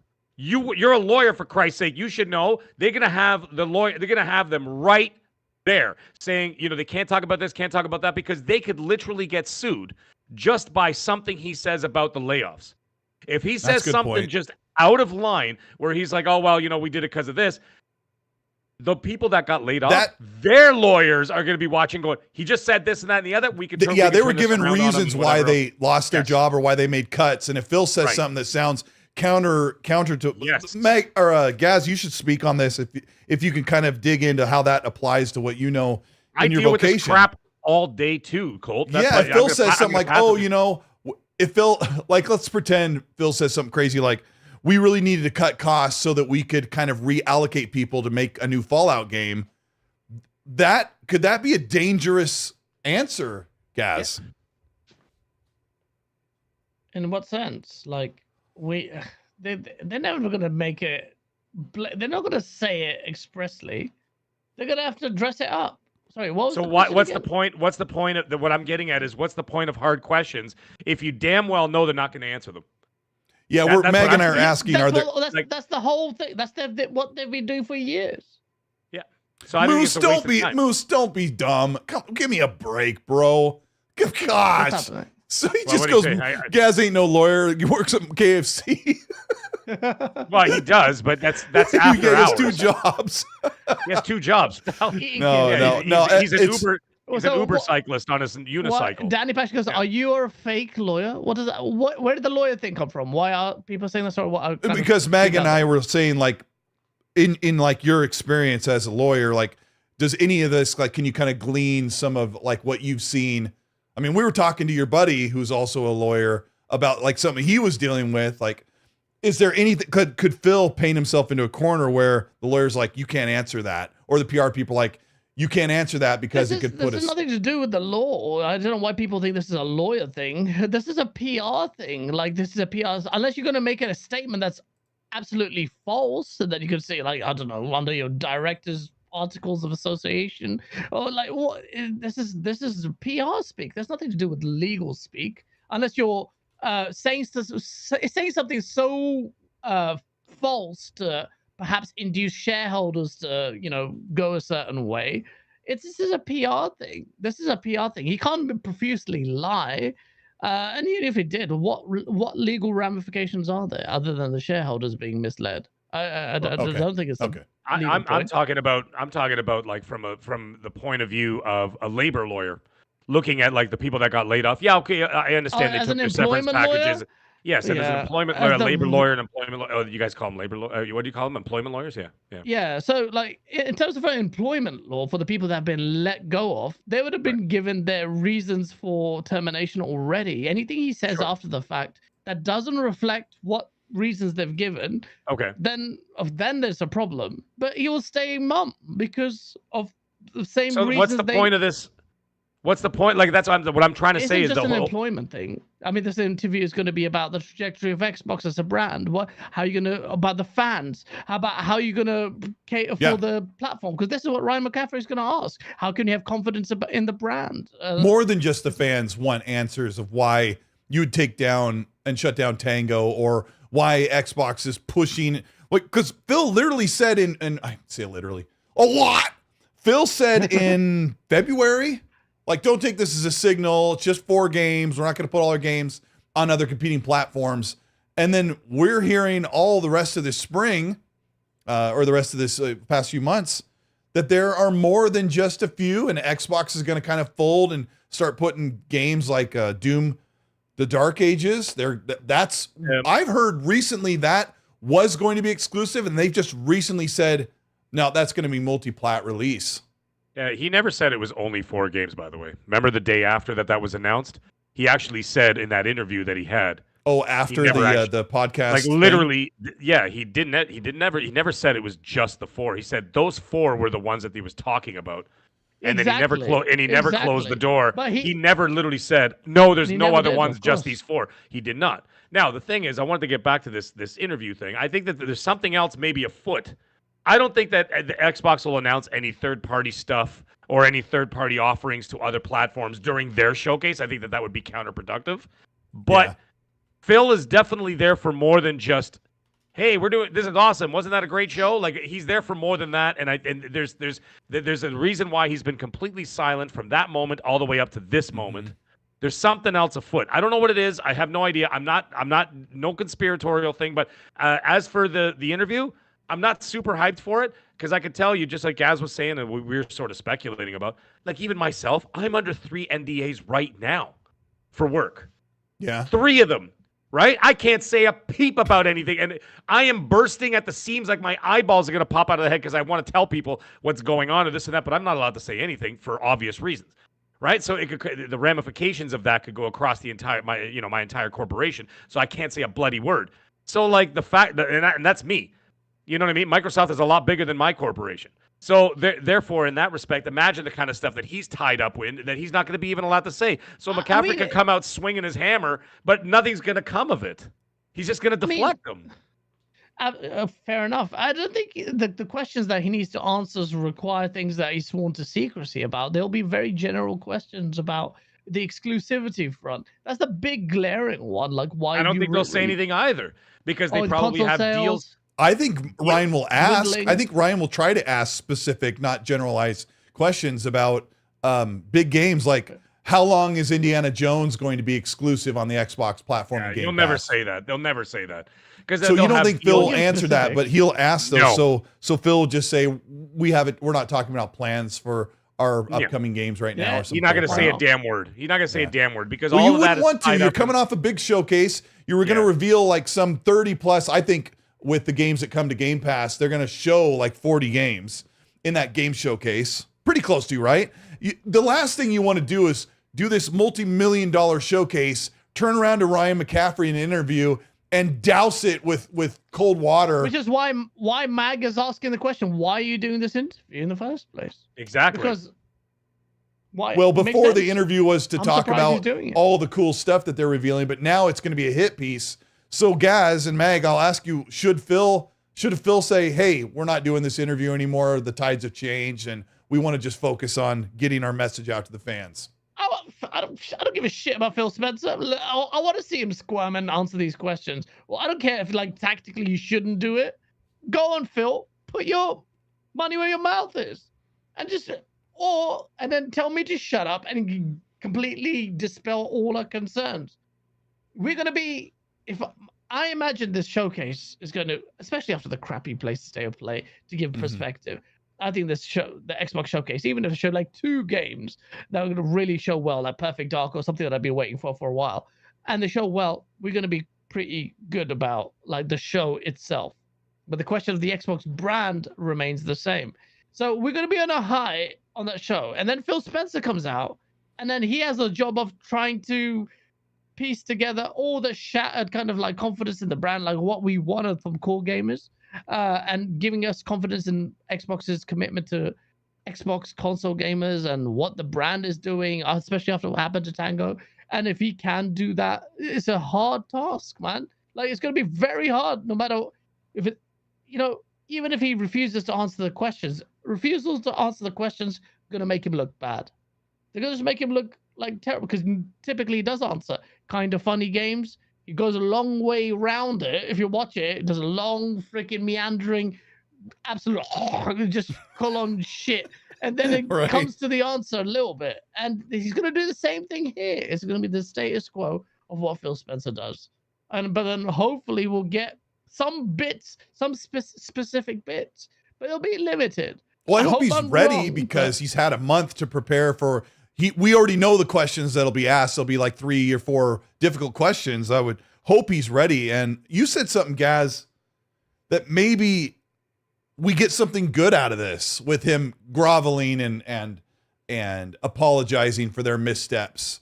And hopefully, like, I don't we think see he's some going to do that strength. either. I don't think he's going to apologize or I don't think he's going to do any of that either.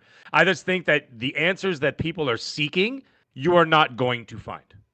That's all I'm saying. Okay. I'm not saying it's going to be a negative think thing. Like I see we some might people in get the some- chat freaking Yeah. the F out. And I'm like, guys, calm down, man. It's like, Jesus Christ. Just because we're not saying exactly what you want to hear is like, it's just no need to lose your minds. But like, whatever. That's just par for the course. We're gonna have a But- good showcase, guys. Don't ruin the fun. We're not. talking about the interview with Phil Spencer. We're not talking about the games they're showing you. Absolute No. fucks. What are they We're not- saying? not I'm doing any sorry. of that. Nah, don't even bother. Yeah. The point is that what's happening here is that you're not. I think that people are seeking more answers about where this is going, what the future is going to bring, what games are going to PlayStation, what are staying on Xbox, what's doing this, what's going on, what studio is in the line of fire, so to speak. You are going to get none of those answers. So prepare for nothing. Well, I You are don't going to need. get none of it. I don't you, need. you sound like Charlie in the Chocolate Factory. You get nothing. You get Good day, nothing. sir. Good day, Xbox. Bro, I just gotta say. No. But in all seriousness, you're not getting nothing because you I ain't gonna just- say it. I gotta say, I was like 2 years ago, or a year and a half ago, when Gaz and I started bringing MAGG on as a guest a couple times. I love having you guys here. You do such a great job together. I don't care. I don't need You're doing a closure Phil about the Spencer studio. right now. We're just going. Go to the point. I really do. I don't know how else to say it. I just really appreciate having you guys here, and you make it so fun. And I think the chat likes it too, and that makes me feel pretty good. But I don't need to We're know. just having fun. I don't need to have closure about the studios, MAGG and Gaz. We're having fun at Phil Spencer's expense. He's gonna be. Yeah. He's gonna be sweating bullets. But I really hope Ryan can squeeze some answers out of him about where the multiplat thing is going. Like I want Phil to like be under the hot lights and say, look, we're going to put some games on other places, but they're going to have to wait because Xbox needs to, we're growing Game Pass and we have big plans. But I don't know if we're going to get that kind of answer because, Gaz and I talked about that a lot in person. Like, well, MAGG, when Gaz and I were in person, we were kind of like, we need the console war. Like, it's part of the fun. But we want the competition was mostly what we mean when we say console war. We want that hot competition that puts everybody trying to make the best games, which benefits everybody. And yeah. I just Dante want says, great I need closure, Colt. Shout out to Dante. I just want great competition. But as for getting the answers that everybody's looking for, I'm pressing X for doubt. That's not going to happen. Yeah. Okay. I think the one question someone mentioned, alluded to in chat, is going to be, Phil, do you feel guilty for what happened to Tim Dog? You know what? Someone in the chat also asked about this. Is like, McCaffrey's going to say, "What do you think about your property getting nuked in Fallout 76?" Can you imagine his face? That'd be a sick I wasn't question, happy Dog. about that. Shut I up. wasn't happy about that. Shout out to Dante in the chat. We were just talking about this today. Phil stopped talking to everybody on social media. He went radio silent when they closed those studios. That night, we were playing Fallout 76 with Phil, and we didn't dare bring up the no-no question about the studios. But hey, we did have fun for a moment, and then he kind of And then somebody nuked his. Yeah. So that was really funny. Shout out to 1,000 people watching here. Gaz, I kind of want you to understand like how long. I don't want to keep you here. You can stay as long as you want, but the next part of the show, I want to talk about everything that Xbox had in the roadmap. Talk about all the updates, where we know that we're not. I want to talk about. We're not going to talk about leaks for what's going to be a showcase, but there's a whole roadmap of games, and we could talk about if they'll make an appearance, what kind of appearance, and what kind of state they're in. So, Gaz, I don't know. Do you want to stick around, or are you ready to call it tonight? It's been a pretty good show. I don't want to chase you off, I might have to drop out because I need to do a little recording for someone. Nicholas Young actually is doing a really cool sizzle reel for Xbox Awesome.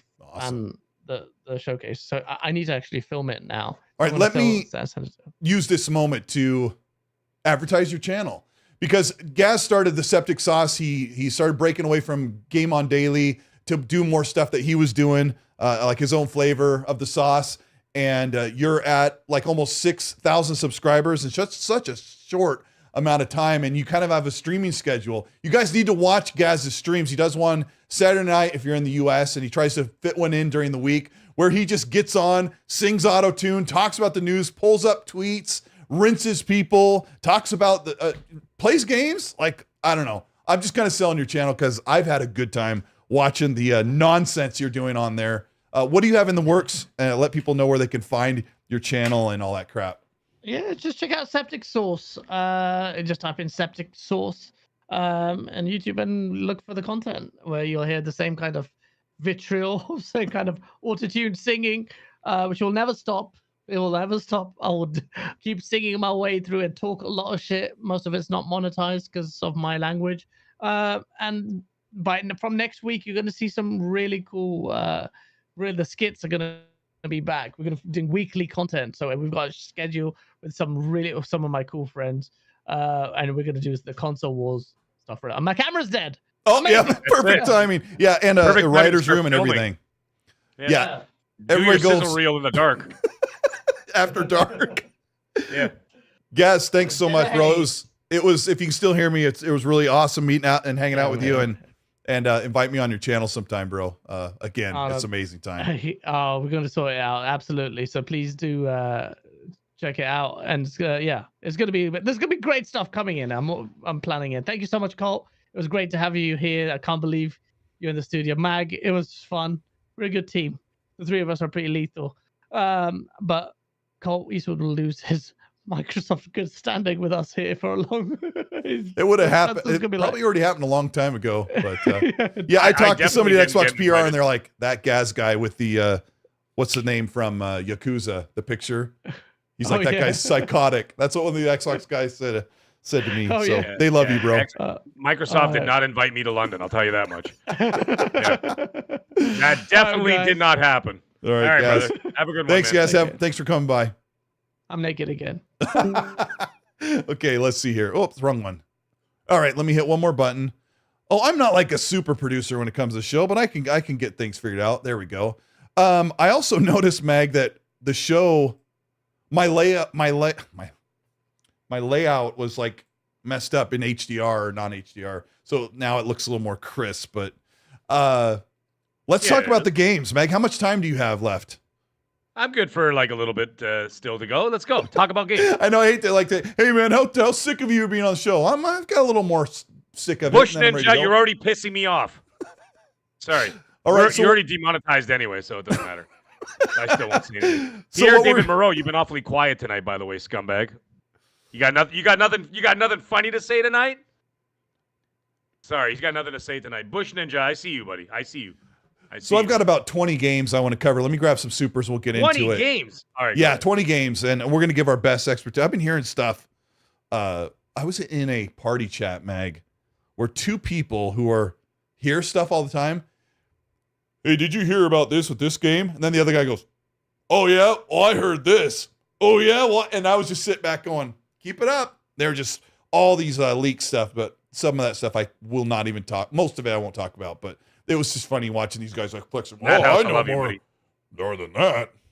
Madhouse, I want you to do me a favor. I want you to DM me and tell me how to say your name properly. Yeah, I think it's Madhouse because HAU is the German spelling for house, so I think it's Madhouse. Yeah, that's how I'm going to say it from now on. But yeah, let us know. Just put a thumbs up if we were right. Yeah. But anyway, you rock, dude. Thank you. Danny Fashion Official, thank you for the 2. Says, I'm downloading Hypercharge right now, but it's not on Steam. I thought it was on Steam if they're talking about Hypercharge. Sean Kramer, thank you so much for the NT 170. Says, ADH boys assemble. Yeah, that's a new Taiwan currency. That's pretty awesome. Yeah, awesome. We appreciate you listening from so far away, or maybe you live somewhere else and that's use your currency. But hey, if you're in Taiwan, that's even cooler. That is so badass. I love it. Yeah, man. Yeah. I love it. I mean, Mag, it's so cool to see people from other countries. Like, it's a good feeling, man. Smoke Show, thank you for the Canadian 2. Says it's been 4 years. Series S handheld is feasible. Yeah, 4 years since the start of the generation. Yeah, sure. I think a couple of years ago, the Series S form factor couldn't make it into a handheld, but maybe this one could. Danny Passion says, MAGG, the new Ally X, the new ROG Ally, had double the battery size. They also upgraded the RAM speed and size. Now it's going to be 24 gigs of RAM and a better cooling system. Wow. Now, my question is, now that sounds wonderful. My question is, how much does that cost? Because I think what are you 800, talking? which is how much I paid for this one with half the battery and half the RAM. 800 American, right? 800 so American, yeah. You're talking outside of Europe. Well, the American dollar and the euro are very close. But like for everybody else, let's say like Canada, South America, Australia, you're talking like $1,100 to $1,200. Jeez, that is not feasible for everybody. Like, I mean, we could, some of us, people in the chat, whatever else, not everybody, but you say, all right, you know what, that's a lot of money, but whatever, I'll dish it out.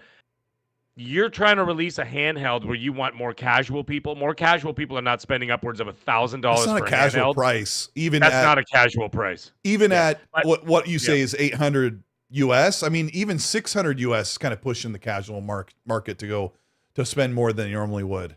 So Jesus Christ, that's insane. Yeah, by the way, Madhouse said it's Irish, it's Gaelic, which is funny. My wife is Irish. Madhouse, it's Mad in English. Yeah, so it is Gaelic I know. Matt House is the correct pronunciation. I guess so. Yeah. Oh, cool. The only Gaelic I know is I stayed at St. David's School when I was in South Wales, and it's called Xcold. That's the only Gaelic I knew. So that's how you say St. David's School. Xcold. Oh, jeez. Yeah. And then they said Gaelic things about me, but I didn't understand them. And then they just pointed at me and laughed at the pub. So it didn't hurt as much. Well, it hurt then when I smashed him in the face with a pint glass. But yeah, that's a whole other story. I'd love Anyways, to go there. Carry on, Colt. I'd love to go. It was good times, man. I love the UK. Yeah, people are like, London's a trash hole. I really liked it a lot, and I walked. Yeah, but compared to the United States, Yeah, it's a major upgrade. Did I say that out loud? Whoa! I did not say that. Come on, I love the US. I'm going to London, US next month. My second home. Yeah, in London, you'll walk by a spot or two that smells like urine, and Seattle, you'll get the same thing. So, yeah, I mean, big cities aren't all that different, but I really did enjoy my time there. What's that? I played rugby all over the UK, so I really enjoy the What got you out to the UK when you were younger? I was playing competitive rugby for Canada, and I ended up going on a UK tour.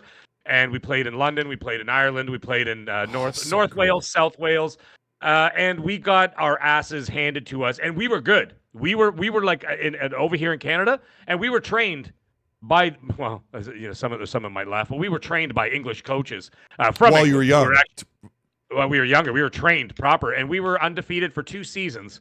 And then we went over. We were undefeated. Can you imagine that? For 2 seasons, we were like 32-0 in Canada. Right, playing against outstanding teams, this and that, whatever, a lot of provincial teams. Then we went out to the UK, and it was like we never played a day in our lives. They destroyed us with ease, where it was embarrassing. It was bad, and they didn't even break a sweat. And at the end of it, all they're like, "You're right, mate," and I'm like, "Yeah, we're great. Let's just go to the pub and get drunk because I want to forget about today." And we made a lot of lifelong friends, and it was wonderful. And I haven't been since, man. It's been a long time. It's been like 25 years, man. Oh, okay. I mean, because I'm just now finally getting out of the U.S.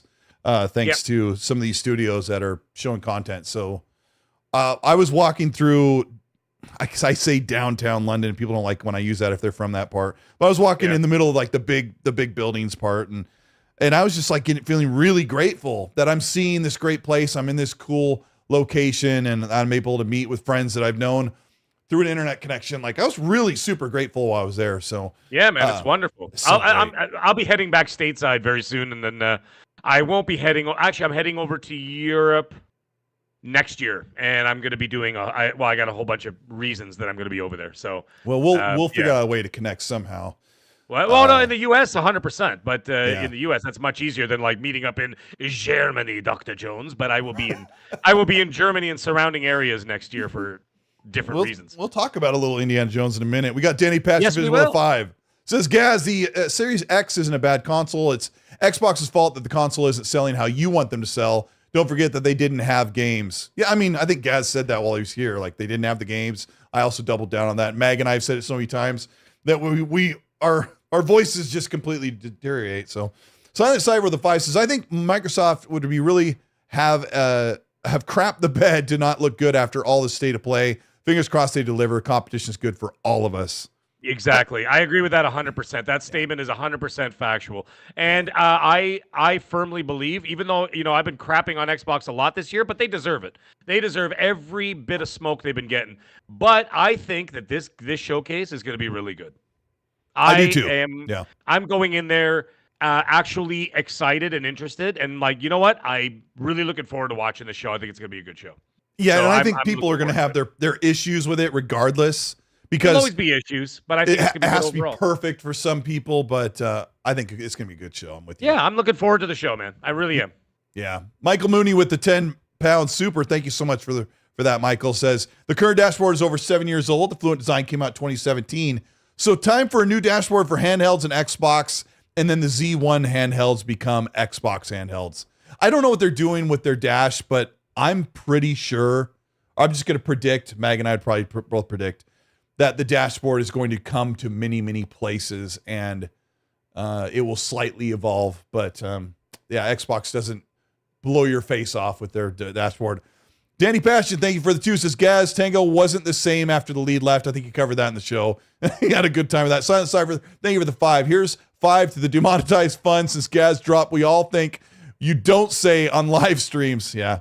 There was a while there, Mag, where people were spending time on Google instead of watching the show, thanks to you two.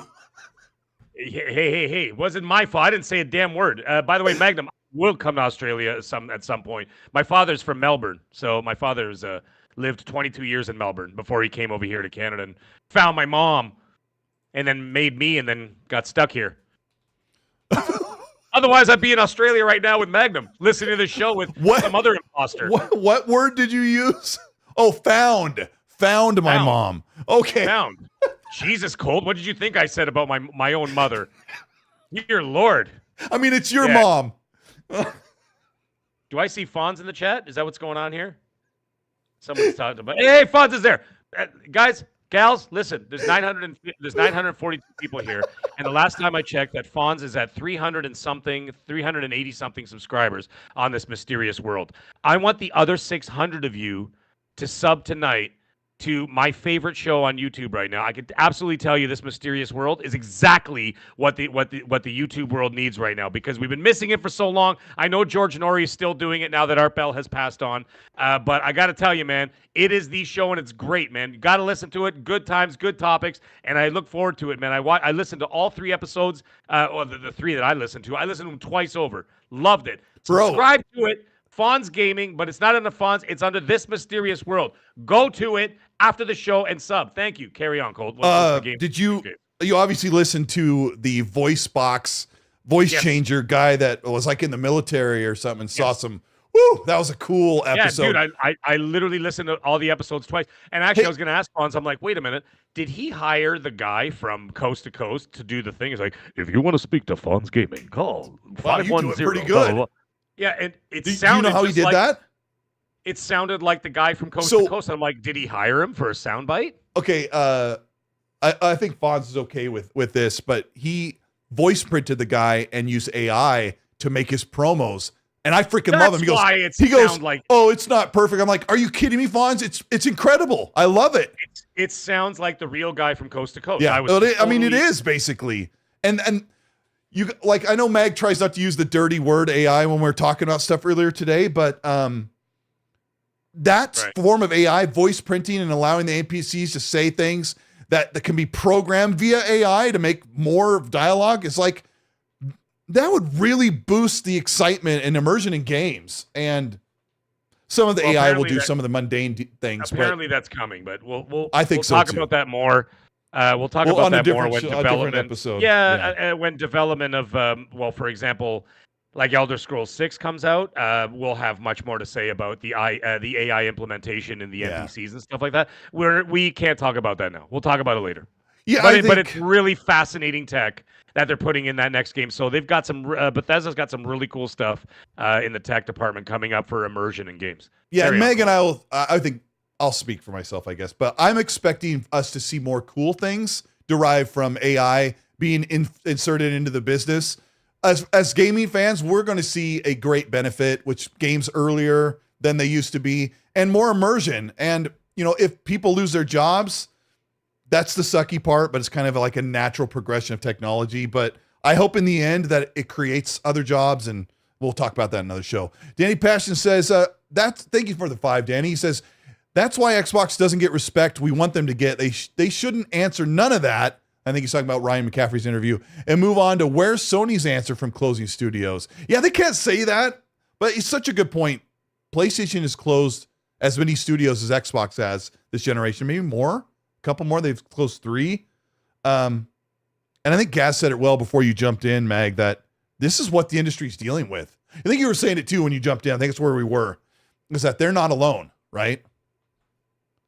Yeah. It's you'll see more of it coming. I mean, you know, we've talked about this and that. We've like I said, there's more to come, and they're doing it slowly so that it stays under the radar and it's not such a shock to the system. But slowly but surely, in the next 5 years, you're going to see a completely different landscape when it comes to the development of video games. Video games are not going anywhere. In fact, they're going to increase in terms of quality and quantity. However, a lot of it's lot less human interaction is going to be involved in the making of the games. There'll still be people there. There's still going to be, you know, it's just like Teslas, like the cars.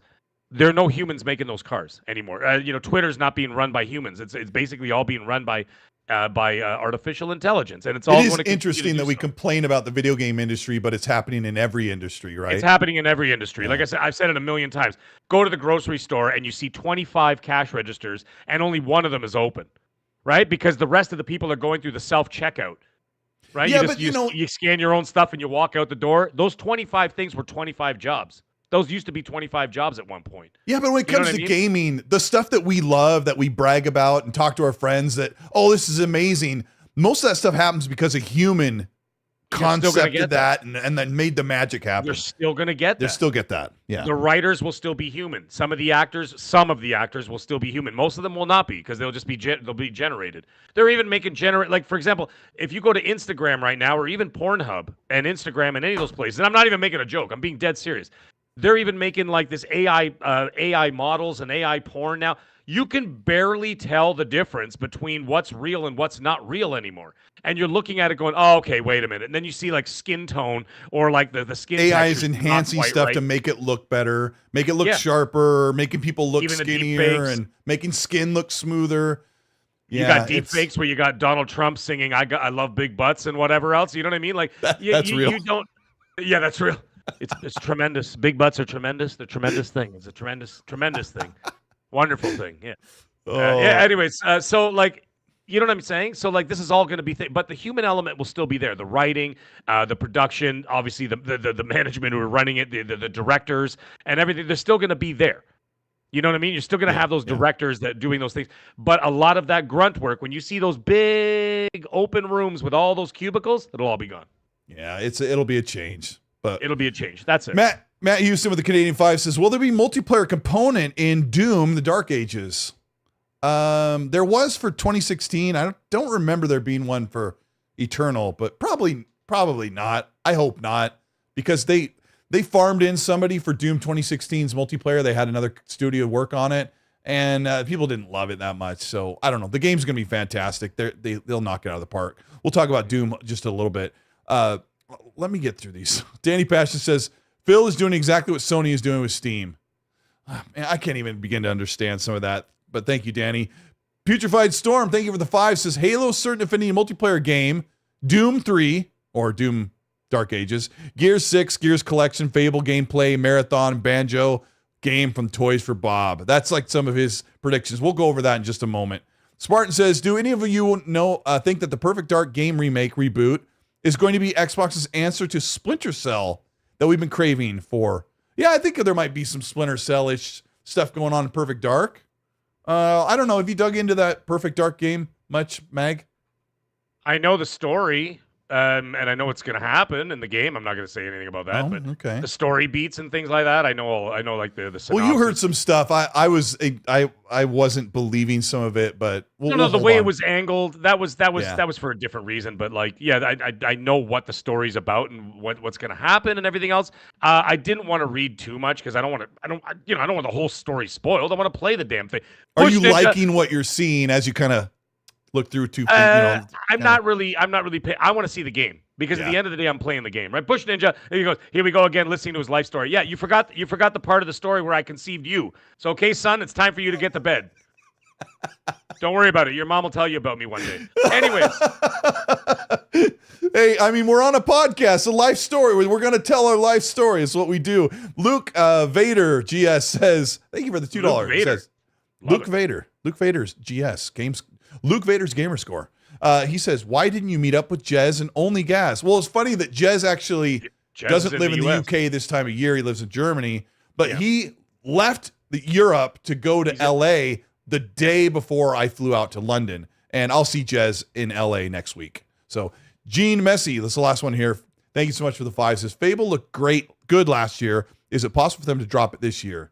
I No, think some of these not were- drop the game, not the game. No. Not the game. Okay, we'll get started, and I'll fold you in here like a good pizza dough.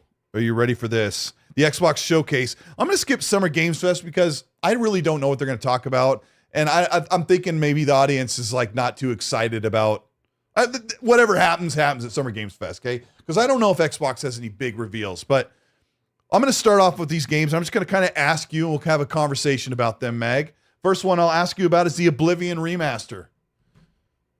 I don't really feel like it exists. I felt like maybe it was something that got canned.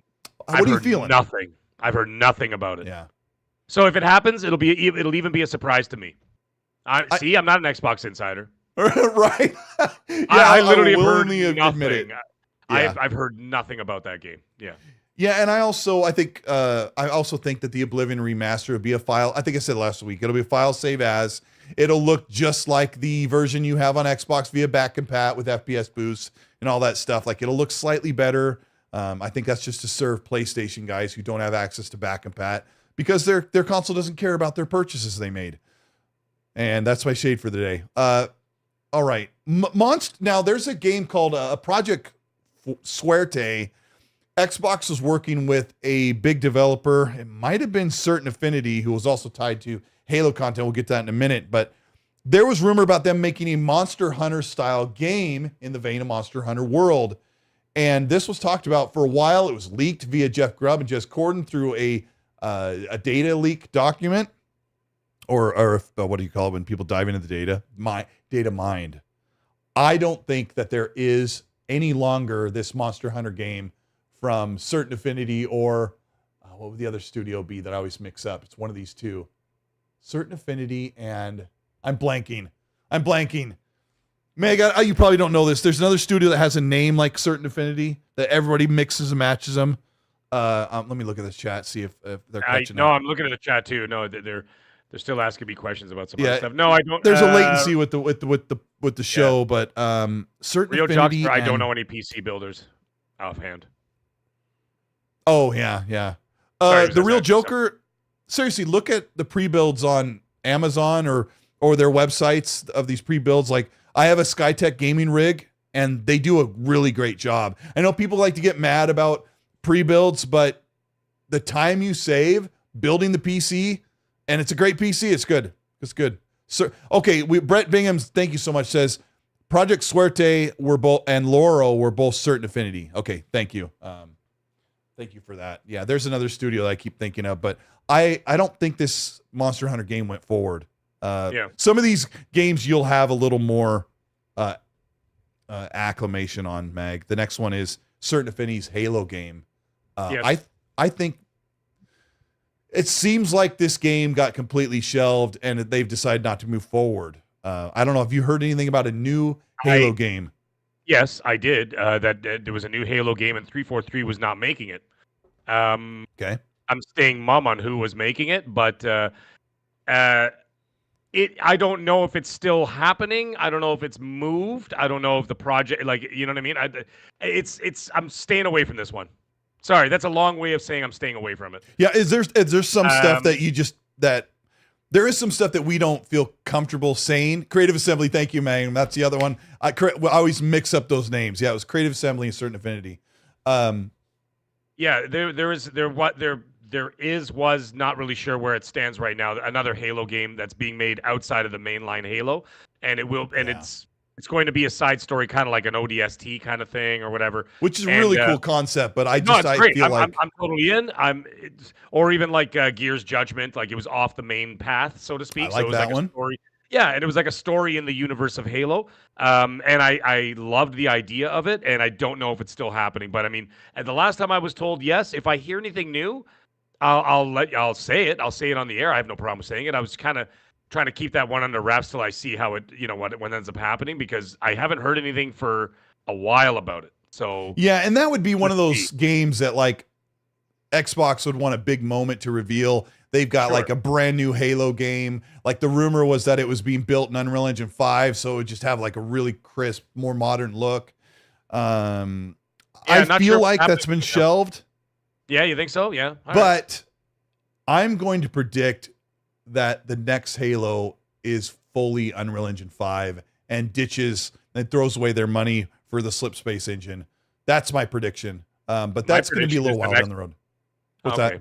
My prediction is the next Halo is going to be on PS5. Okay, next. Carry on. People aren't happy about that. Like, do you kind of stand by your prediction that that Master Chief Collection is going to be announced for PS5 like sometime after the showcase or I don't know sometime when. this year?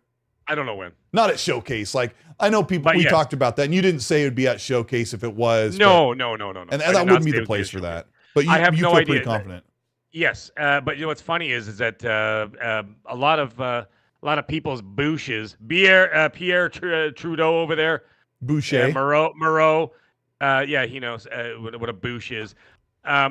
A lot of people's mouths have been real quiet over the last couple of weeks. So usually people are pretty loose-lipped right now that, talking about a lot of stuff, but it's gone radio silent. Oh, so, I've heard Xbox has been like G14 classified to the nth degree right now because nothing is coming out. Yeah.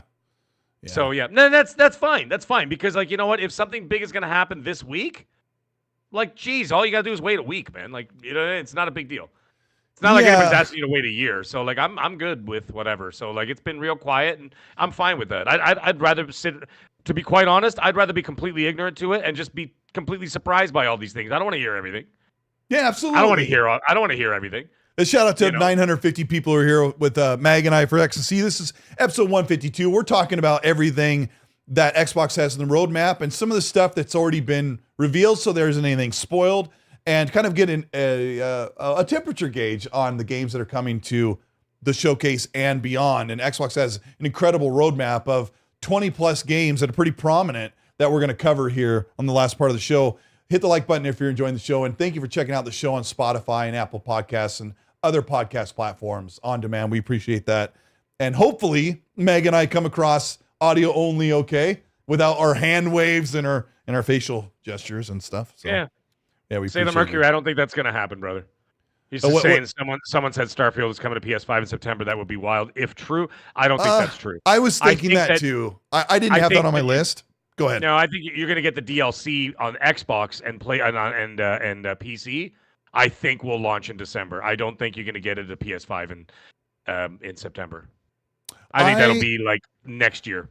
Yes, I think that if Shattered Space comes out in September, you've got like all the updates for Starfield, that they won't announce it coming to the PlayStation 5 until 2025. Like I agree with that. That's what I say. Yeah. Anyway, and carry on. It could be up in the air if Starfield does come to PS5, but I've been, I heard from, I won't say I heard because it sounds like the insider thing, but people who said things that got it right were telling me the same stuff, and they were saying it publicly or they're saying on their podcast. So I have confidence that Starfield will eventually go to PlayStation 5. I don't know how well it'll sell. I know it'll probably rate way higher because it'll be way more improved by then. It's really good right now, but yeah, whatever. Where am I? Towerborn. So the rumor was, I talked about that earlier on the show, Mag, that Towerborn is going to be shadow dropped at the showcase. And my opinion was, do not shadow drop Towerborn. You'll cut the legs out from underneath it and hamper its ability to sell.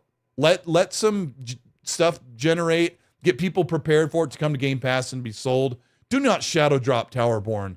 The project Stoic Entertainment, who's working on that game, they deserve better than that, and I don't think it worked out very well for Hi-Fi Rush. So I don't know. Are you excited about Towerborn? You give a crap? I hope it does. I hope it does well. Yes, Yeah, I'm not allowed same. to. I'm not allowed to talk about Towerborn. Oh, okay. I mean, people have played it at Gamescom. They got to play it a little bit, but there's some stuff that you've heard behind the scenes, huh? More so than that, but yes. Okay. Will Towerborn make 2024? Oh, stop it! Well, I mean, I'm here to ask the hard questions, Mag. I was gonna say, am I filling your McCaffrey? What's going on here? Yeah. I can't. I can't talk about Towerborn. Okay. I don't. There's not a lot of weight riding on Towerborn for me. I hope it's fantastic. It's just no. Like I hope. I just hope. I just hate to see.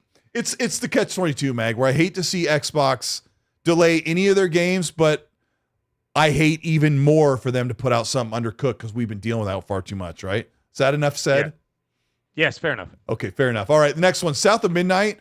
I don't feel like South of Midnight from Compulsion Games, the game in the Deep South. I don't think that is going to be showing this year because I think there are a couple games that'll be relegated to the direct next year for their actual release year, which I think South of Midnight is 2025. And I haven't heard anything bad as far as development. Mag, have you heard anything good or bad that raises an eyebrow about South of Midnight? South of Midnight's doing very well. Its production's going along well. Looks good. Playing well from what I hear. And that's that. Son, a shoe and a dream. Oh, 2 weeks in a row, scumbag comes over to talk shit about me. Who is it? I have no idea. Some guy. Anyways, yeah. South of Midnight doing very well. Now- So yes, but it's not coming out this year. I'm going to give another disclaimer for the people that have 7 brain cells. Meg and I are very careful about how we talk about stuff. We're Yes. giving you mostly predictions, stuff that we hear that we just we're going to kind of bounce it off of our personal experience. So stuff isn't spoiled for you. We're not trying to gain clout. We're just trying to give you guys a good. What the hell do I need clout for? Yeah, you Like, definitely what the hell don't do I want need it. clout for? Like, this is not my paycheck. And You- and it's You know funny what I mean? because Meg has been talking to people fairly recently when it comes to the Xbox side of things. Yep. And most of that every stuff is mostly, stuff changes as it comes through. He's got some stuff like right on the nose. And I'm very cautious about some of the stuff that Mag tells me. So we're just approaching this as, hey, here it is. Enjoy it how it is. And we'll keep you spoiler free when it comes to things Yeah, 'cause being that's not revealed fair. incorrectly. Yeah. It's not fair to the devs and it's not fair to the teams that are working hard on these projects to be saying, oh, by the way, the game's about this, the game's about that, and the game's coming out this. Oh, and by the way, they haven't announced it, but this game's coming. That's not fair to anybody. I think that's not nice. Because And- they've hey, been and I working just on, asked- imagine, yeah, sorry, go ahead. No, Mag, I just asked that people show, a little bit of, cordial respect. We're doing our best to provide you with good information. Actually, and nothing give you a we've good said show. has been, which is funny, nothing we've said since January has been wrong. Just most of it hasn't come to fruition yet, but not one thing has been wrong. Yeah, that's kind of true. Yeah, he's Not right. one. He's right. I know I'm right. Yeah.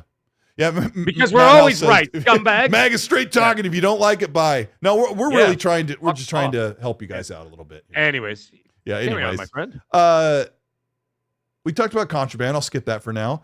Everwild. Everyone wants to know if we're going to see Everwild. I don't know if we're going to see it, but I've heard good things lately. I've heard Really, it's doing pretty good. I've Are you heard hearing confliction? nothing. No, I've heard nothing. I've heard nothing. Oh no, I've heard. Okay, that's cool. Nothing. So whoever's working in that department, what's going on over there? Nobody talks to me. I have no idea what's going on with Everwild. None whatsoever. Yeah, I mean, they built a big, brand new, sustainable studio. Oh, lovely. And, Yeah. What I heard was Sea of Thieves' massive success on Xbox and PC and Game Okay. Pass, and its success moving forward on PlayStation has afforded them the extra leeway and the funding to just crank right along with Everwild. And they've made some overhauls in a good way. I've heard that they've added a nice combat loop, and the game's very creative.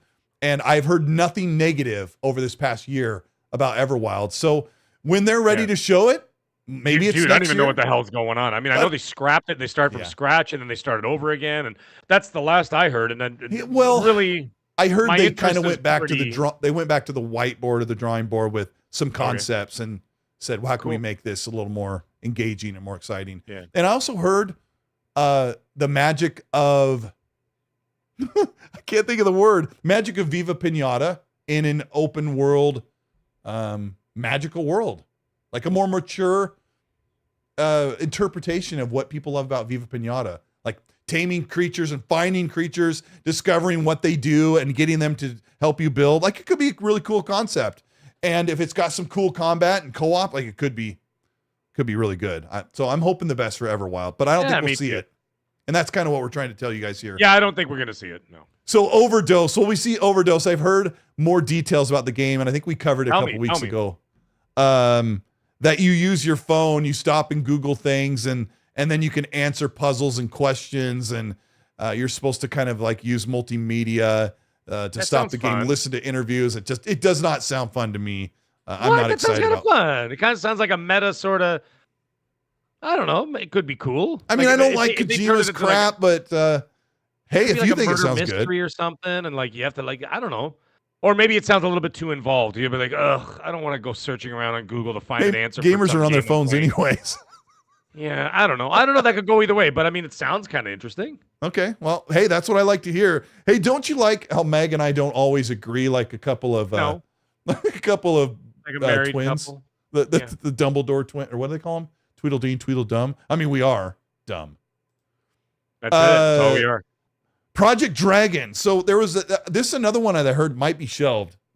IO Interactive, the team behind Hitman, was working with Xbox on a 4-player, third-person, over-the-shoulder action adventure RPG in the fantasy realm, like a I don't know, like a Diablo, but in full third person, not over the top. Jez talked about that like 2 years ago, didn't he? Mm-hmm.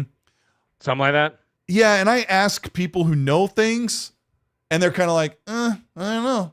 They kind of like, I haven't really heard anything. Like, I'm like, do you think it got shelved? And they're like, maybe, like, I just kind of felt like if it was moving along or it still existed, they would have been like, yeah, here they're still working on it, but nothing. So I kind of thought, I wonder if there were like projects that were cut as they looked at the output of money going forward, Mag, and they're like, yeah,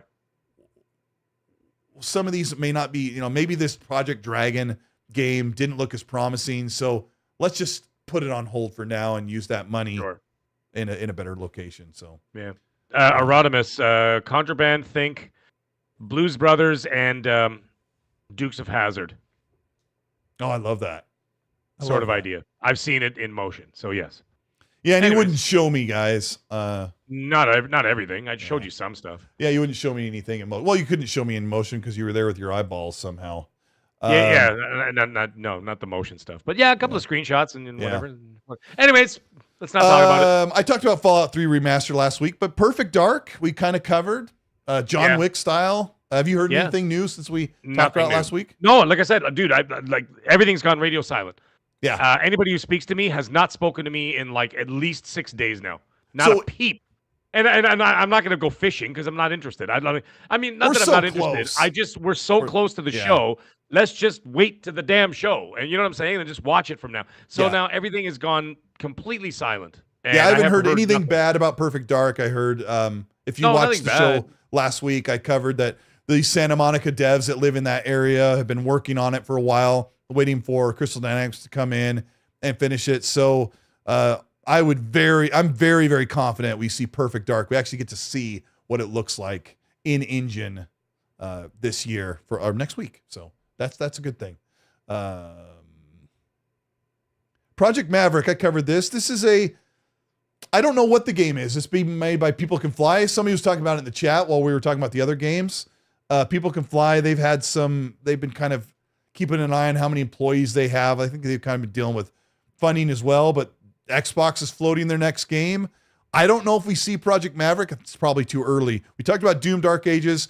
Marcus Phoenix Gears of War Trilogy Collection. Oh, that's the one everybody wants to know about. Yeah. I'll let you start. I don't know where you are on the Gears of War.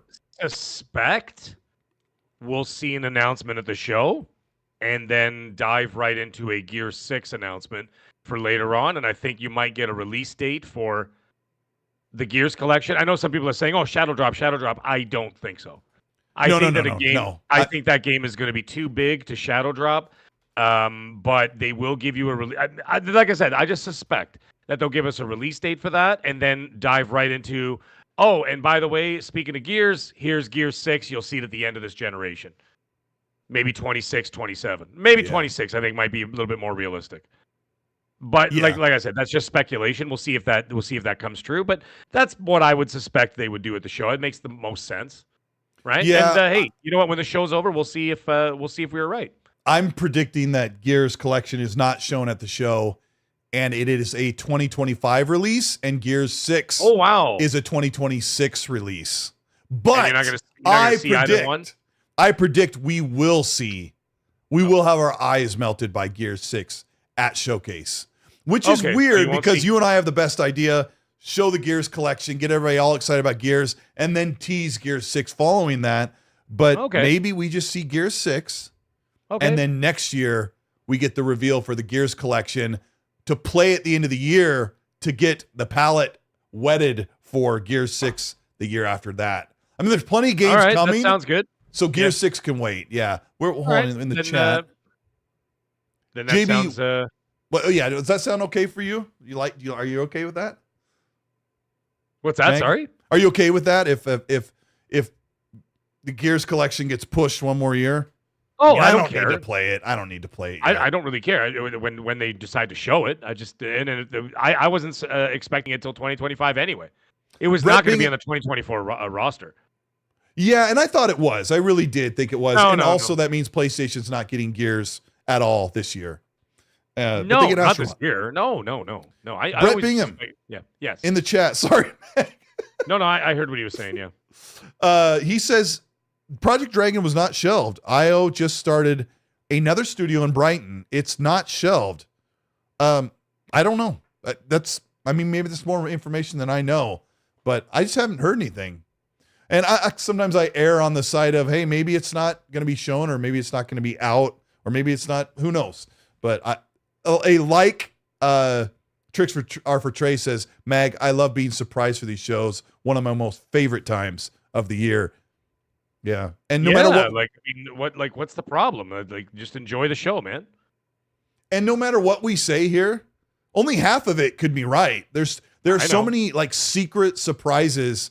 I say secret as in they lock down. There's always half the show that never ever gets a mix of doesn't get leaked and is stuff that no one knows about, so it can't be leaked, or it's a project that has not been, I don't know, data mineable, I guess. Yeah. So yeah, half the show is definitely a big surprise, no matter who you are. It should be fair also that when we say what we're saying, it's we know these things are coming. It's just we don't know when. So any of our thoughts, opinions, and predictions are usually is when you're going to see those things. So, that's pretty much it. Like the Gears thing, okay, that's fine. If they don't show Gears collection this year, then I would take your word for it and say that we'll see it next year. So, or maybe at the game showcase in December. And if they show it, I'll go awesome, and Mag will go, I was right. Hey, might be wrong, but whatever, man. We're just But anyways, yeah. JB1521 says, what is ZeniMax Online doing? Well, it's a good thing you asked. That's the next one on the list. Apparently, ZeniMax Online has an all-new AAA multiplayer game ready to reveal at this showcase. That's my prediction. They're going to show their new, I don't even know what it is. Now, last year, it was rumored to be a Mandalorian game. Apparently, Mandalorian is being used by some other studio. But ZeniMax has something big, and it's not Elder Scrolls Online. There'll be an Elder Scrolls Online thing for the Gold Road, but ZeniMax has a brand new IP to showcase, and I hope it's cool. I have no idea what it could be. And that's the beauty of it. Yeah, so cool. I hope it's awesome. All right. State of Decay 3. Okay, so I like State of Decay 2, but I was playing it last night, and I don't like it anymore. It's so limited. To ask your character to go out in the wild and rummage through 40 containers with 12 pockets where you can hold stuff and walk all the way back just to drop it off and then have to come all the way back to where you were looting. It's not working for me. But I hear State of Decay 3 looks incredible, and people are saying publicly, like some of the reporters are saying they expect State of Decay 3 to be shown at the event, and I can't wait to see how good it looks. Did you mess around with this game? Yeah, I didn't like it. I mean, it's not that I didn't like it. It's I didn't like the survival stuff. I'm not a survival game person where I'm like, all right, Billy needs a granola bar, so let me go out and get him a granola bar, and I've got to finish it and go back so that he doesn't die. And then I got to go back and go do that. Like, just give me some goddamn quests. It needs to be modernized, is what it needs. Besides, like, I don't like the maintenance thing. Like, I've never been like a maintenance gamer. You know, like you go to a base and you have to make sure your food levels are up and your water levels are up and your supply levels and all this. I'm not interested in any kind of like a management game. I'm not. It's not that I'm shallow as a person. I understand the games. I'm just not interested in that kind of game. Modern survival games are much tedious. better than this. Now they are, right? Sorry to talk over you, Meg. I was looking at the chat. No. People are like, fill your car with loot. What? You get 5 pockets. You're expected to bring back parts and seeds and all these different crafting materials and ammo and medicine and all this stuff. And you fill in 8 to 12 pockets on your backpack. And then you fill in 5 pockets in your car, and you got to drive it back and maintain your gasoline. When I play it now compared to the modern... sounds like a chore. As opposed to like... It's so sluggish, bro. When I play... Don't laugh at me, but when I play Grounded, you have 30 to 40 pockets so you can carry stuff. Or when I play Fallout, you can carry all this stuff, and then you can load stuff on your companion. You can bring back all this gear so you can build and do all this stuff and craft. And when I play State of Decay, it was so blindingly apparent last night that I'm like, this game is so held back by its limitations. But it's a modern game now. They've been working on it for a while. I think it's got to have more modern, accessible and flexible survival mechanics. And I did like the game a lot back in the day, but let me see what's the chat saying. Yeah, it's Unreal Engine 5. Coalition's helped them out. I'm expecting way better animations and such a great looking game. So I'm looking forward to that. Okay. One more game. Well, actually, gosh, there's a bunch. Let me hurry up. Fable's not going to be at the showcase, I don't think. I think the best bet is that the games that come out next year are ready for a big developer direct in January. And then they come out that year. So I think Fable and Clockwork Revolution and let me see if there's another one. Maybe Contraband are big highlights for next year's, Developer Direct. So I wish I had this list. I punched this list over to you. Hold on. So you're not in the dark here. Go to your DM here real quick. There's only like 8 games here, but I don't want to just like direct this whole dang thing right now because it can get a little lengthy here. Okay, and there it is. Okay, it's in there. All right, what's next on the list there, Mag? What DM? If you can get to your DM. I said to your DM on Twitter. Hit the like button, guys. I appreciate you. Yeah. Sorry, I don't have WhatsApp on my computer. I see.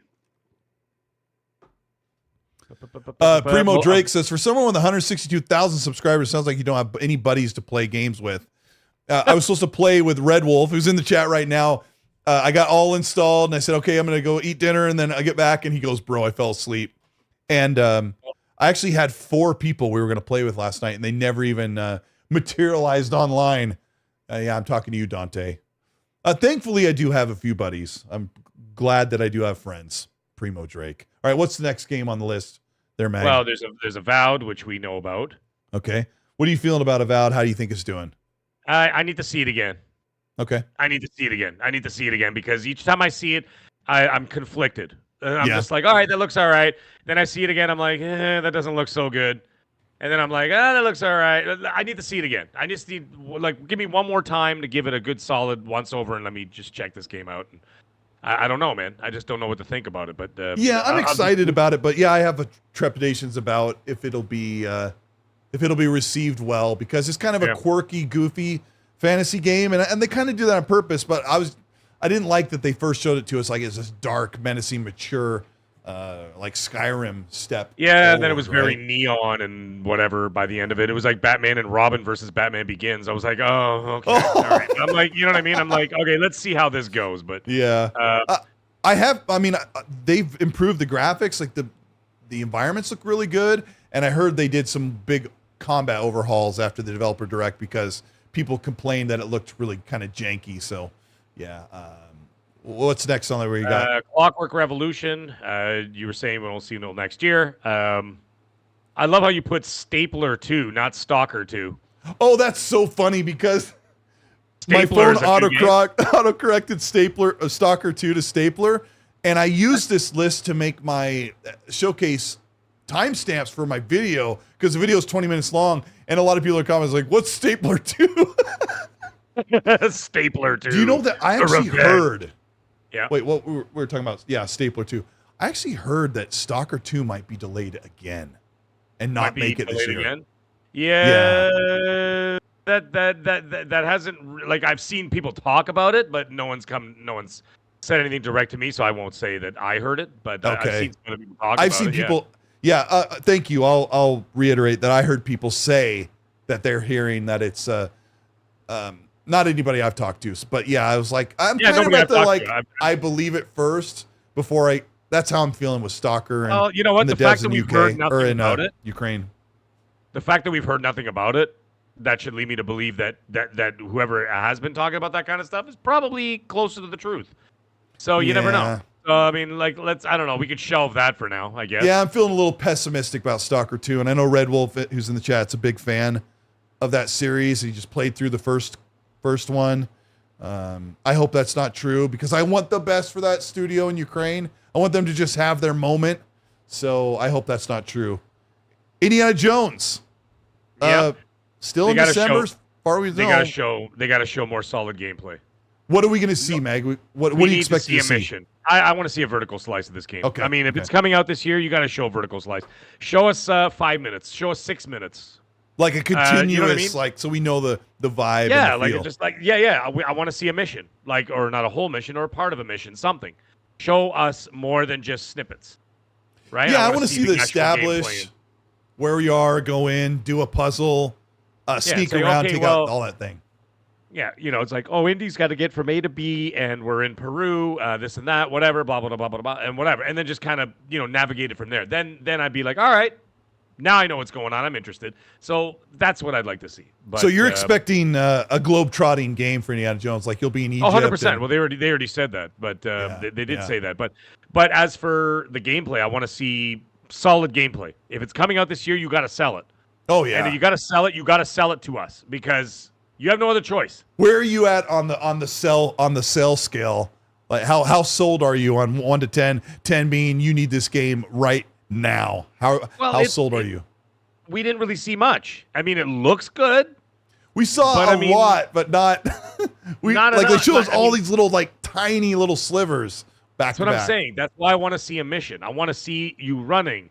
I want to see you climbing. I want to see you using the whip to get from over a gap. I want to see whatever. I want to see it in action. I don't want to just see like tiny snippets of him just going, huh, then like a spike falls down. Yeah. Coming around and the like corner. a spike falls down. Like that doesn't give me any idea what's going on. Is there going to be it had to be snakes part of the mission? We're going to get 100%. Yeah. 100%. Like somewhere in the game. Yeah, it's got to be. That's an homage to every Indy Jones movie, right? So Yeah. Did I It's say gotta this be- last week that first-person combat usually always looks janky when you're just looking at it? well, especially when you're doing melee.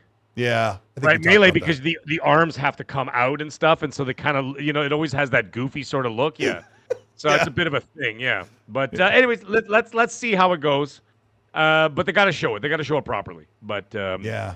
anyways, Man, I really hope it's Machine Game's best work in a long time because I'd like to believe that. Yes. All right, what's next on the list? Next on the list we got Outer Worlds 2. I wasn't a huge fan of the first one. I played it for about 10 hours and then I gave up. I was just like, this wasn't doing anything to me. It was a little too I talky. liked it. I finished it, but I wouldn't say. Like It's hard for me to say you have to play it. Yeah, I don't have a candle in my window waiting for part 2. So I'd rather You know what I mean? I'd rather them be working on a new Fallout Vegas or something. Oh, you know what yeah. I mean? That's what I'd rather them be doing than making Outer Worlds 2. But hey, it is what it is. But yeah, like I said, I'm not whatever.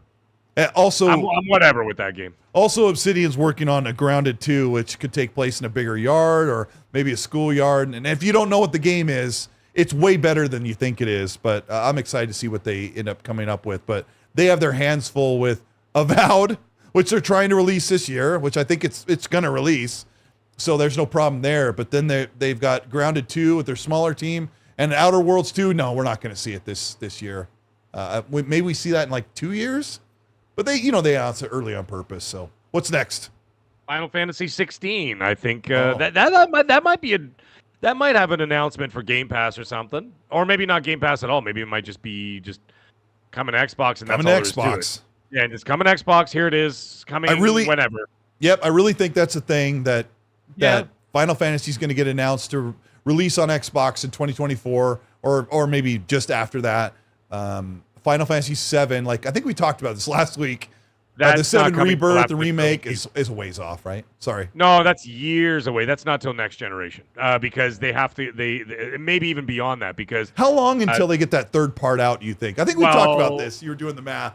It's going to be at least 2026, right? Yeah. Is it 3 years between each game? So it's going to be at least 26, and then there's probably going to be a little bit of a buffer before it comes to Xbox. I guarantee. Like 1 year, or you think more? I think longer than a year. I mean, at first because they once said they signed that exclusivity for the three games. I was about to say 3-picture deal for the 3-game deal when they finally announced that it was exclusive. Then that was it. Then as soon as I heard that, then I'm like, forget it. If you're gonna play this game, just play it on a PlayStation for Christ's sake. Because you're not. What are you gonna wait? 10 years? You're gonna wait 11 years? It's either you play it or you don't. By then you can buy a PS5 used at the local.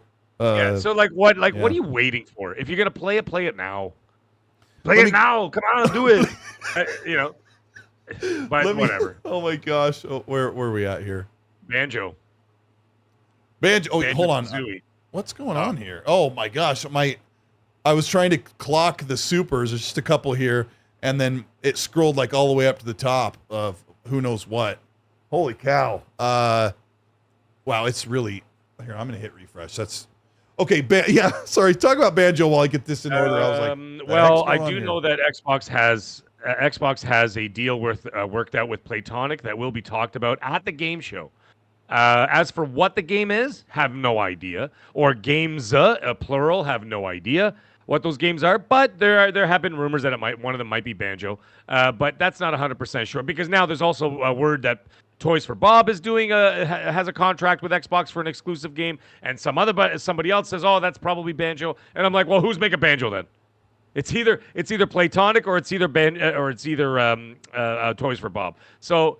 That's and then Spyro's in the mix. I heard Spyro's being made. Spyro and Crash are like pretty big. Yeah, but I heard Spyro is being made. I did too. Yeah. Spyro and Crash are higher priority than Banjo, wouldn't you think? I would think so, but I didn't hear anything about Crash, but I heard about Spyro. But I also heard that, like you said, that Playtonics was working on the Banjo game, and I have a problem with that because they're ukulele games. Their side-scroller one's pretty good, but their 3D one wasn't well loved. I didn't hear that Playtonic is making the Banjo game. I'm hearing Playtonic has a deal with Xbox.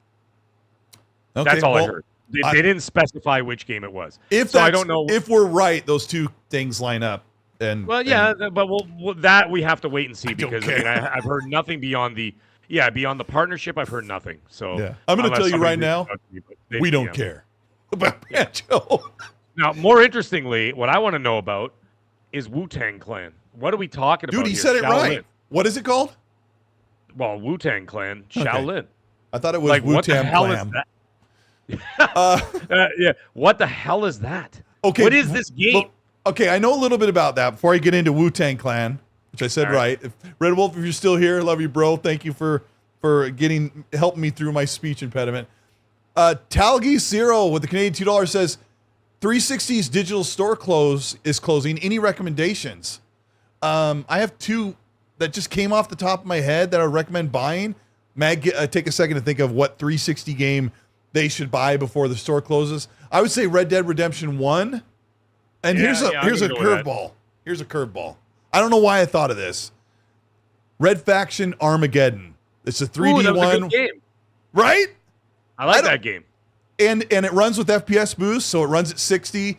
You can blow up stuff with like exploding barrels, and then you can hold your little magic wristband, and stuff comes back together. What any 360 game you would recommend? Dead they Rising pick up? 1. Dead Rising Oh. 1. Just go for it. Wait, isn't there the trilogy like? Or that's an Xbox One game. Yeah, I don't remember. Dead But Rising either way, 1, yeah. huh? All right, give me one more gem when you think of the 360 games. Oh man. Well, there was. I mean, the big ones. What the big ones on the 360? There was the first Mass Effect. What the hell is it called? God, for the life of me, I can't remember the bloody name of it. They did 3 of them. They got a 4th one coming out. BioShock. How the hell did you pull that out? I was Bro, about to say, you and I. The one that was underwater is all I can remember. BioShock. BioShock 1 was a magnificent game. I did not like BioShock 2. I adored BioShock 3. Was it called Infinite? Infinite. I loved Infinite. Some my people God, don't like loved it. that game. I loved it. I loved it, man. I Yeah. loved that game. Yeah. Those are the ones I would recommend. Yeah, some of those games all got remastered because in the following generation, there's like they remastered everything. But Danny Passion, thank you for the 5. Says Sony is framing customers from Steam. Herman Hulse said Phil is doing the same thing by putting Xbox games on PS5, hoping people come to Xbox for a sequel. I don't know. I don't know if I subscribe to that idea working. Like, do you really think people are going to go buy a console to get a sequel of a game because they bought it on Steam or on Xbox? Or No. doesn't work, does it? No. I mean, unless it's Grand Theft Auto. Grand Theft, like, yeah, it has to be a name that's undeniable. Sure. That you can't get anywhere else, then you would have no choice. Like if they somehow made Grand Theft Auto, exclusive to one system, you have to buy it. There's no ifs, ands, or buts. Yeah, You just buy it and just shut up. Yeah. But no company has a game that does specifically that this generation. I think Xbox thinks they don't, so they won't do it, right? They won't do it anyway, so it doesn't really make a difference. Yeah. And like we said, PlayStation has very few single player juggernauts that we've known about that we know are coming yet. So Yes. they're kind of in a tough spot too, but they're doing fine. Percolator 9000, thank you for the 5. Says Cole, Hey, I am glad. Percolator, sorry, give him the shout out. Colt, I'm glad you escaped Gaz's basement. By the way, Mag, quit saying anyways. I'm getting drunk. Laugh out loud. Love the show. I've only said anyways a few times, man. My favorite one is the thing is. Say it. Yeah, the thing is, yeah, there you go. Balding Baby with the 2. Thank you so much. Says gun range or showcase. Well, go to the showcase and then go to the gun range and get out your frustrations with whatever ammo you have left. Boner Jams, our good friend. Thank you so much for the 10. Check them out at Under the Bus podcast on Wednesday evenings. I think 6 o'clock Pacific time. Says the provocateur of the Game Genie and Dental Dam. I bring you all Mag, Colton Winwood, smooches. Have a great week, all. We all. Yes, thank you. Bro, I can't believe I'm going to LA this week. All right, Yes, what's the next game? LA. Wu-Tang Clan, Shaolin. No, I know nothing about it. You know nothing. It's a 4-player Nothing. melee-based RPG with the Wu-Tang Clan members as that you play as. It's got melee weapons like swords and other things, and That sounds it's good. all like built on the foundation of their music. Like the music's playing, and you level up. It sounds weird. Hopefully they show it, and hopefully it's cool. Forza Horizon 6, I think that's been moved to a 4-year dev cycle. I haven't heard anything that would lead me to believe that they turned around and put out another one 3 years later. So we talked about Starfield. What's after Starfield there, Mag? We got Blade. I don't think you're going to see Blade this year at all. Yeah, I don't think so either. Blade was announced. I think you're going to see Blade next year. I think it's a ways off, way further down the road than people think. Because, I mean, you keep hearing these wild stories like, oh, it's coming out in early 2025. No, it's not. Not even close. What was the event that Blade was shown at? It It was wasn't at the developer. It was a developer direct. Wow. And I remember the guy, one of the guys I spoke to, told me about it 3 weeks before it happened, and he said, "By the way, Blade will be shown at the developer direct." And I'm like, "No way!" So I started asking some other people in the industry, and I said, "You guys hear about Blade showing up?" And they're like, "No."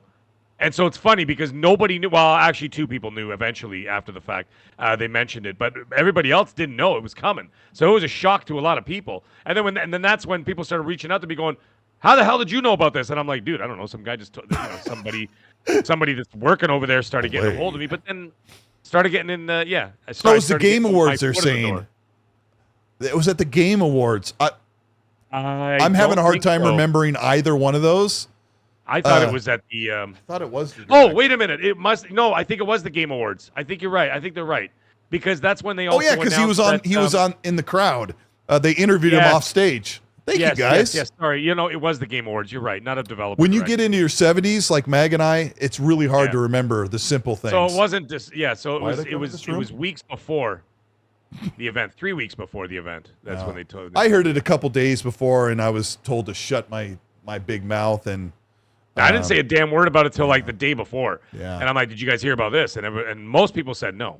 So, and actually, you and I never talked about it, which is kind of funny. It didn't come up in conversation. I didn't say anything because when I heard it, it was so close to the Game Awards. I thought I better not say anything at all, because somebody reminded me, one of the people that tells me the stuff that I hear early that I kind of try to like just slightly tease.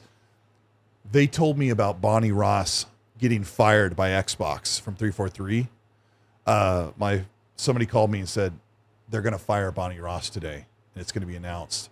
And I went to Twitter. This is how much of a piece of crap I am. I went to Twitter and I wrote "stand by" with eye emojis. That's all I said. And the person that got the original news beat goes, "What the frick? Who told Colt?" And they were like, "We didn't say anything about it. He just said stand by." So yeah, I learned my lesson that day because it ticks people off. So I try not to do that stuff anymore. Yeah. Kevin Mitchell says 4 hours. Is this a secret Xbox? Yeah, I don't know how they do that every week. Like I'm Dude, like falling apart. Right now, I am literally pinching it to I have to go to the bathroom. But I don't know how people could do that. Like more than so the 2 last hours, couple games on here, which don't really garner much discussion, is Call of Duty Black Ops. Just whole direct. I don't care. Yeah. I don't need to see the direct, Meg. Do you? Like, I'm fine. Well, I want to see the game. I want to see the game in action for like a little bit. I want to see a little bit what's going on, and then just walk away. Yeah, I just want to see a couple minutes, and I'm good. I just want to see a couple of minutes. I'm like, all right, I get the gist of it, and then I'm going to walk away, and then that's all I want to see about Call of Duty. I don't need to go into detail about something I'm not going to play for another 6 months. You don't need to. You know what I mean? You don't need to see the how the fish react to you when you swim in the water. No, I don't. I just want to play the game. I want to play the game, and that's all there is to it. So, but I want to see it. I want to get a gist of it. I say, okay, I know what I'm walking into, and then just walk away, and that's it. And then I'm done. So that's it. Then I'm done. We're 6 days from Showcase. It's going to be on Sunday, 9 a.m. Pacific time, 12 in the afternoon for you in Canada. A couple days before we get Jeff Keighley's Summer Games Fest on Friday.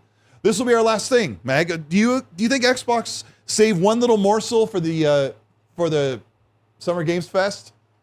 Yeah, maybe. I don't know. I know. I thought you meant like the one last thing they're gonna do with the showcase. I'm sure they'll do that. Yeah, but as for like at the game showcase, I'm maybe thinking they'll announce for Keighley's thing, Mag, for Jeff Keighley's I think Summer Games Fest. I don't think they did anything last year. I think they do a Game Pass drop, and I don't mean a shadow drop of a new game. I think that they say, oh, by the way, in celebration of our showcase, and of course we just did our direct about Call of Duty, let's reveal a slate of Activision Blizzard games coming to Game Pass this summer. And then give that's like brilliant. You know what I mean? Like give like 3 little chunks. Say in July, expect these 5 games. In August, we're going to do these 5 games. September, we're going to release these 5 games or whatever. And they're all coming to Game Pass, whatever, back compat and this and that. Blah. I could see them doing that at the Summer Showcase. That would co-sign that. That would be a smart move. That's a good show, man. I can co-sign that. I also figured or predicted or heard that they're gonna like put in bits and pieces of games, here or there in Game Pass. They're not gonna do a big drop like they did with Bethesda because ABK has a ton of crap, that the backlog stuff. Crap, as we'll call it. But yeah. Who said Sleeping Dogs 2 would be amazing, says Dex. I think somebody was saying, Justy Spud said Sleeping Dogs. That would be a very good game to pick up on 360. Yeah, it is 360. I love that game. Game's amazing. I love that game. So, I don't know. If you're a gaming fan, Summer Games Fest is going to be really cool. Jeff Keighley's got some cool stuff to show. So that'll be a nice celebration. And then a couple days later, we get Showcase. I think we're in a good spot. We've been waiting far too long. Mag, this has been an legendary episode. It's been awesome having you here. I love hanging out with you. Yeah, man. That was almost what do 3 you hours got going for me. on the rest of the week? You're going to get some game time in before you sit down? Yeah, I'm gonna be just doing some gaming, whatever else. I am actually working straight through my weekend next weekend, so I won't be able to watch the Games Showcase live. I'm gonna have to watch it after the fact. Oh, boy. Because I'm covering for people that are on vacation, so I'll be working right through the weekend. But that's fine. I'll watch it in the afternoon. It's not a big deal, and I look forward to it. I look forward to seeing what they got to offer and what's gonna happen. And we'll talk about it the week after because you'll be away still, right? So. I would imagine we'll just do the week after and the week of the 17th. Is that how you're gonna run it? Yeah, I am planning on doing the show Monday the 10th. Oh, so, okay. Yes. So I don't know if you're available. Well, I'm trying to track everything, but yeah, are you gonna fly back? Thursday we fly out to LA, and then Right. Monday morning we fly out. Oh, okay. And then we drive home from the airport. So Right. I think we'll be home by 3 or 3:30, and the show's our show starts for XSC at 5 p.m. my time. So I have a couple hours to come in, say hi to the dogs and the kids. Okay, all right. Dogs first, then say hi to the kids, and then whip up a thumbnail and get ready to do the show. If you're available, Yep. No, I'm we'll do a available. I'm post, available. and we'll say Yeah, we got it all wrong. yeah, we got it all wrong. No. Okay, I figured you were away, so I figured we were just gonna skip next week. But no, that's fine. All right, then I'll be there. We'll be there, and then it'll be business as usual, folks. So stay tuned, enjoy the shows. Yeah, we'll and see you enjoy it, We'll guys. see you guys next Monday. Yeah, enjoy it. Have enjoy fun, it man. because what typically happens in the gaming community and YouTube and podcasts, and after everything gets shown, like the weeks following, everything kind of really quiets down. Like everybody kind of goes into hibernation mode, and it could be just enjoy the excitement now. Enjoy the show when it's happening. We appreciate all of you for being here. 1,900 plus people checking us out on a long show. Meg, I really owe you one for sticking around this long. But man, it was great having you on. It was great to have you and Gaz wrap back and forth. And I'll let you go. It's been amazing. Thank you, everybody. Hit the like button on the way out. Thank you, everybody, for the super chats, for supporting what we do. It means the world to us. We will see you soon. And go Banjo. Game of the year someday. Good night, everyone.